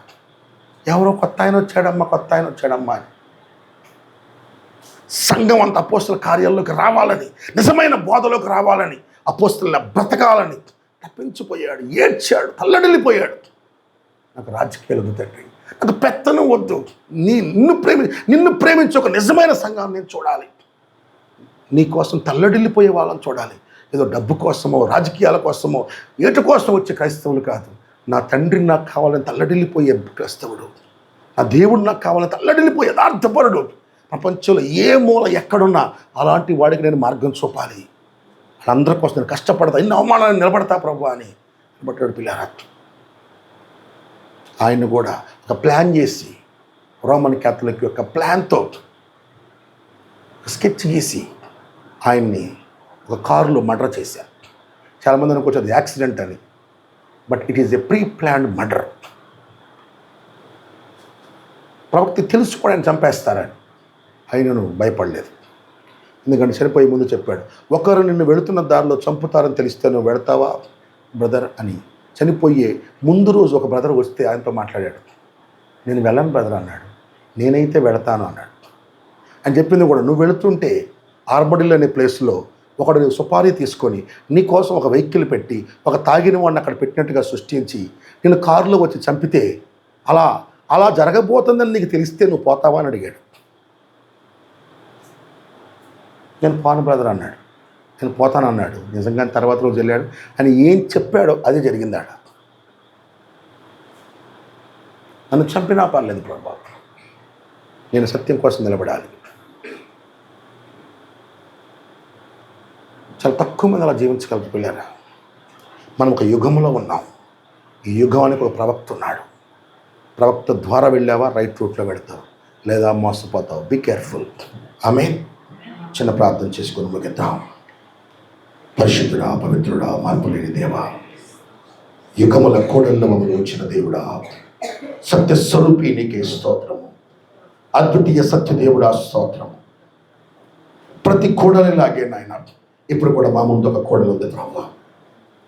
మేము ఎటు వెళతాము అన్నది నాయన మా చేతుల్లో ఉంది. ఆదాము దగ్గర 2 దారులు ఉన్నాయి. ఒకటి నీ దారి, రెండవది సర్పం యొక్క దారి. ఆదాము అవ్వల మా పితరులు నాయన రాంగ్ రూట్లోకి వెళ్ళారు. ఇన్ని వేల సంవత్సరాల మానవ కష్టాలకి బాధలకి వాళ్ళ రాంగ్ రూటే, ఆ జంక్షన్లో వాళ్ళు తీసుకున్న నాయన రాంగ్ రూటే కారణమైంది. తిరిగి వెళ్ళలేని పరిస్థితి నాయన. ఆయనను మరలా మేము వెళ్ళాల్సిన దారికి నువ్వు మరలా రూట్లు వేసుకుంటా వచ్చావు దేవా. ఆయన ప్రతి కోడల్లో కూడా నాయన ఒక పెద్ద ప్రవక్తను పంపించావు నాయన ప్రభువా. మరి ఈరోజు కూడా మేము ఒక కోడల్లో ఉన్నాం ప్రభా. కృపా యుగము నుంచి విమోచన యుగములోకి నాయన ఆ ప్రభు నియమించిన భయంకరమైన మహాదినములోకి వెళ్ళడానికి ముందు ఒక పెద్ద కోడలో మమ్మల్ని వచ్చావు దేవా. ఇప్పుడు కూడా ప్రవక్త వస్తాడన్నావు, రూటు చెప్తాడన్నావు, వెంబడిస్తే వెళతావన్నావు, లేకపోతే తప్పిపోతావన్నావు నాయన. కొందరు నాయన ఆయన వస్త్రాలు నచ్చక, కొందరు ఆయన మాటలు నచ్చక, కొందరు ఆయన ప్రభు రకరకాల విధంగా వారు ఏదో సొంత సిద్ధాంతాలతో ప్రవక్తను ద్వేషిస్తున్నారు నాయన. వాక్యాన్ని చూసేవాడైతే ప్రేమిస్తాడు ప్రభు, నిన్ను ప్రేమించేవాడైతే గుర్తుపడతాడు ప్రభు. నాయన ప్రభు, నువ్వు పంపిన ప్రవక్తను తెలుసుకొని నేను రాకడికి సిద్ధపడే కృప దయచేయి. వచ్చే ప్రవక్త మోషే వలె ఉంటాడని తిమ్మోతి పత్రికలో రాశావు నాయన ప్రభు. ఏలి ఆత్మ కలిగి ఉంటాడని నాయన మలాకీలో రాశావు. దేవుని కుమారుల ప్రత్యక్షతను చూస్తాడని నాయన ఓ నాయన లూకా 17 ఆయన ప్రభు మత్తయిలో రాస్తూ ఉన్నావు దేవా. ఇవన్నీ ఆ ఒక్క వ్యక్తిలో జరిగించావు. ఆ వ్యక్తిని గుర్తుపట్టి, కేవలం గుర్తుపట్టడమే కాదు, ఆయన చెప్పింది విని అబద్ధాల నుంచి తప్పించుకొని నిజమైన మార్గంలో, నిజమైన బోధలో, నిజమైన ఆత్మలో ప్రభు నీ దగ్గరికి చేరుకునే కృప దయచేయి తండ్రి. నిన్ను పొందుకునే కృప మాకు దయచేయండి ఆయన. ఇక్కడ ప్రతి ఒక్కరికి ఆ కృప దయచేయమని, ఈ కోడల్లో తప్పిపోకుండా సరైన దారిలో వెళ్ళేది ఆ గొప్ప ధన్యత ఇక్కడ ప్రతి వారికి దయచేయమని వేడుకుంటూ యేసుక్రీస్తు అనే నామములో ప్రార్థిస్తున్నాము తండ్రి. ఆమేన్. షాలోమ్. God bless you.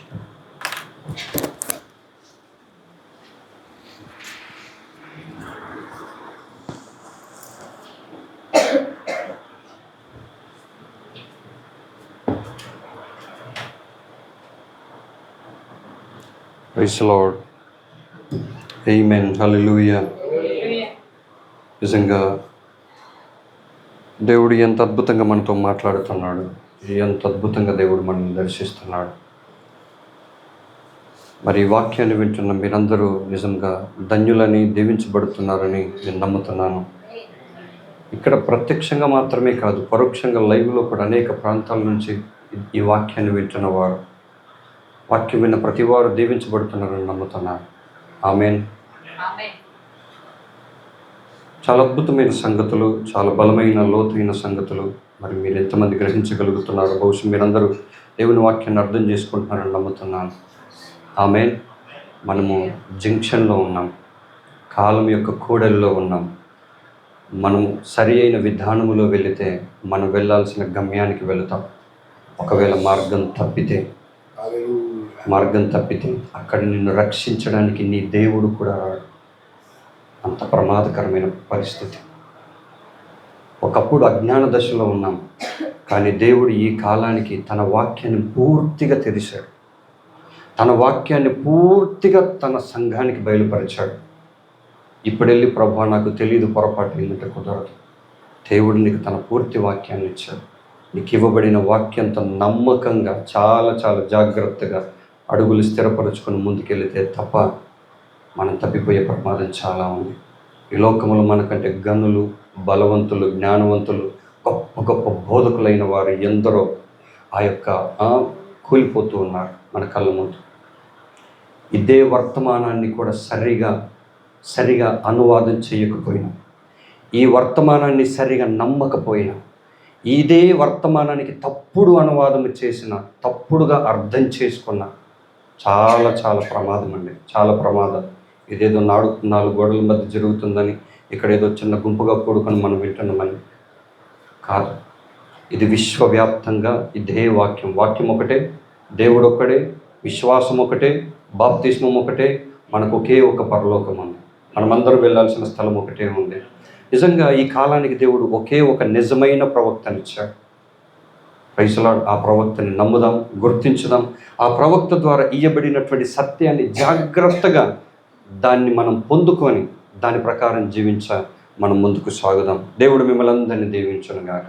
అలాగే లైవ్లో వింటున్నటువంటి అనేక దేవుని యొక్క బిడ్డలు ఎక్కడుండి దేవుని వాక్యాన్ని విన్న దేవుడు వారందరినీ దీవించును గాక.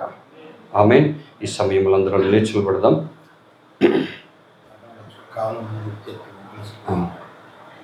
మనమందరం లేచి పడదాం. అందరం లేచి పడదాం. చాలా మనోహరమైన సమయాన్ని ప్రభువు మనకిచ్చాడు. ఎంత అద్భుతమైన సమయం అసలు ఇది. వధువు సంతోషించాల్సిన సమయం, వధువు ఆనందించాల్సిన సమయం. బాధాకరం ఏంటంటే ఒక దైవజనుడు చెప్పాడు, భూమి మీద ఒక అత్యంత భయంకరమైన ఒక యుగం ఉండేనంట. శత్రువులు కొట్టుకుంటే అందులో పర్వాలేదు. ఒక దేశం మరొక దేశం మీద విరోధంగా కొట్టుకున్నప్పుడు, అంటే ఇద్దరు విరోధులు ఉన్నప్పుడే కొట్టుకుంటారు. కానీ ఈ సృష్టిలో ఒక భయంకరమైన చీకటి కాలం ఒకటి వచ్చింది. క్రైస్తవులే కోసి చంపిన కాలం. మీకు ఎంతమందికి తెలుసు? 7 సంఘ కాలాలు చదివిన వారికి బాగా గుర్తుంటుంది. క్రైస్తవులు ఊచకోత కూసి చంపారు. వాళ్ళ రక్తం ఏరులైపారింది. చాలామంది అంటారు, బ్రదర్ అది జరిగిపోయింది. నో సార్, ఇప్పుడు కూడా అదే జరుగుతుంది, భవిష్యత్తులో జరగబోతుంది అదే. ఆమేన్. చాలా భయంకరమైన దినాల్లో ఉన్నామండి. కాలమును నిత్యత్వమును అనే కీర్తన పాడుకుందాం. మన దగ్గర పాటల పుస్తకం ఉన్నట్లయితే, కాలమును నిత్యత్వమును కలిసిపోయే కోడలిలో మనం ఉంటిమి. 81వ పాట నుండి కలిసి ఒక పల్లవి చరణం పాడుకుందాం. ఆ తర్వాత ఒక విన్నపము సహోదరులు తెలియజేస్తున్నారు. సహోదరులు వేణు గారు, అలాగే బ్రదర్ తిమోతి గారు. ఏంటంటే, మీలో ఎవరికైనా ప్రార్థన అవసరత ఉండి నేను ప్రార్థన చేయించుకుంటాను అని మీరు అనుకున్నట్లయితే, ఈ కీర్తన అయిపోయిన తర్వాత దేవుని సేవకులు మీ కొరకు ప్రార్థన చేస్తారు. ఒకరి తర్వాత ఒకరు వరుసలో ఉండి ప్రార్థన చేయించుకోండి. ఒకవేళ ఈరోజు ప్రార్థన అవసరతలో మీరు ప్రార్థన చేయించుకోలేని స్థితిలో ఉంటే, రేపు మధ్యాహ్నం, ఓకేనా, రేపు మధ్యాహ్నం కూడా ప్రార్థన చేయించుకునే అవకాశం ఉంటుంది. అందరూ ఈరోజు చేయించుకోవాలని ఏం లేదు. రేపు కూడా మనకు అవకాశం ఉన్నది కాబట్టి రేపు కూడా మనం మధ్యాహ్నం ప్రార్థన చేయించుకోవచ్చు. మీ ప్రార్థన అవసరత కొరకు మీరు ప్రార్థన వరుసలో వచ్చేటప్పుడు నిజంగా మీరు విశ్వసించి రండి. విశ్వాసంతో దేవుడు ఉన్నాడని, ఆయన సమాధానం ఇచ్చేవాడని నమ్మకంతో మనం ఆ వరుసలో నిలబడినప్పుడు దేవుడు తప్పకుండా కార్యం జరిగించేవాడై ఉన్నాడు. మనం కలిసి కీర్తన పాడదామండి. పాటల పుస్తకం 81వ పాట, కాలమును నిత్యత్వమును కలిసిపోయే కోడళ్ళు మనం వంటివి. కలిసి పాడదాం, దేవుని స్తుతించుకుందాం. Praise the Lord, glory, hallelujah, hallelujah, hallelujah. Thank you Lord. ఈ కాలములోకి పంపబడిన నిత్య జీవ కణము లయుంటిమి. ఈ కాలములోకి పంపబడిన నిత్య జీవ కణము లయుంటిమి. ఎలోహింలో భాగమైతిమి, ఎలోహింలో భాగమైతిమి. చిన్న సృష్టికర్తలుగా మనముంటిమి. చిన్ని సృష్టికర్తలుగా మనముంటిమి. కాలమును నిత్యత్వమును కలసిపోయే కూడలిలో మనముంటిమి. మనముంటిమి. కాలమును నిత్యత్వమును కలసిపోయే కూడలిలో మనముంటిమి. మనముంటిమి. ఈ కాలమును ముగించే వర్తమానం మనము కలిగుంటిమి. ఈ కాలమును ముగించే వర్తమానం మనము కలిగుంటిమి. పునరుద్ధరించబడిన ఏదెను మనదే. పునరుద్ధరించబడిన ఏదెను మనదే. విశ్వాసపు నాగరికతలో మనముందుము. విశ్వాసపు నాగరికతలో మనముందుము. కాలమును నిత్యత్వమును కలసిపోయి కూడలిలో మనముంటిమి. మనముంటిమి. కాలమును నిత్యత్వమును కలసిపోయి కూడలిలో మనముంటిమి. మనముంటిమి. మనముంటిమి. మనముంటిమి. హల్లెలూయా. దేవునికి మహిమ కలుగును గాక. ఆమేన్. దేవుడు మనకి ఎంతో అద్భుతమైన సమయాన్ని ఇచ్చాడు. నిజంగా ఈ కూటాలు ఇక్కడున్న వారందరికీ దీవెనకరంగా ఉన్నాయని మీరు మీ హృదయమంతటితో నమ్ముతున్నారా? Praise Lord. దేవుని యొక్క రాకడ ఆలస్యమైతే ఇలాంటి కూటాలు మరెన్నో జరగాలి. ఎంతో మీరు దీవించబడాలి. ఇక్కడ దేవుని యొక్క వాక్య వధువు కట్టబడాలి. దేవుడు ఆయన రెండవసారి ఆయన వచ్చుచున్నాడు తన ప్రియమైన వధువును తీసుకొని వెళ్ళడానికి.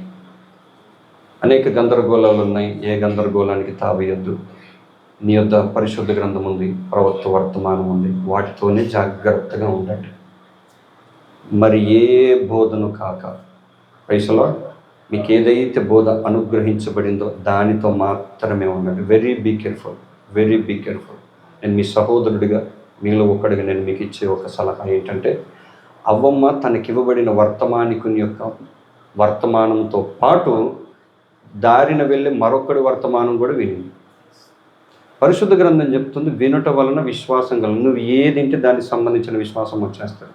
ఏది వింటున్నామో దానికి సంబంధించినటువంటి విశ్వాసాన్ని మనం పొందుకొని మనం తప్పిపోయే ప్రమాదం భయంకరంగా ఉంది. అనేక గందరగోళాలని దేనికి తావు ఇవ్వకూడదు. ఒక నిజమైన స్వరం ఉంది.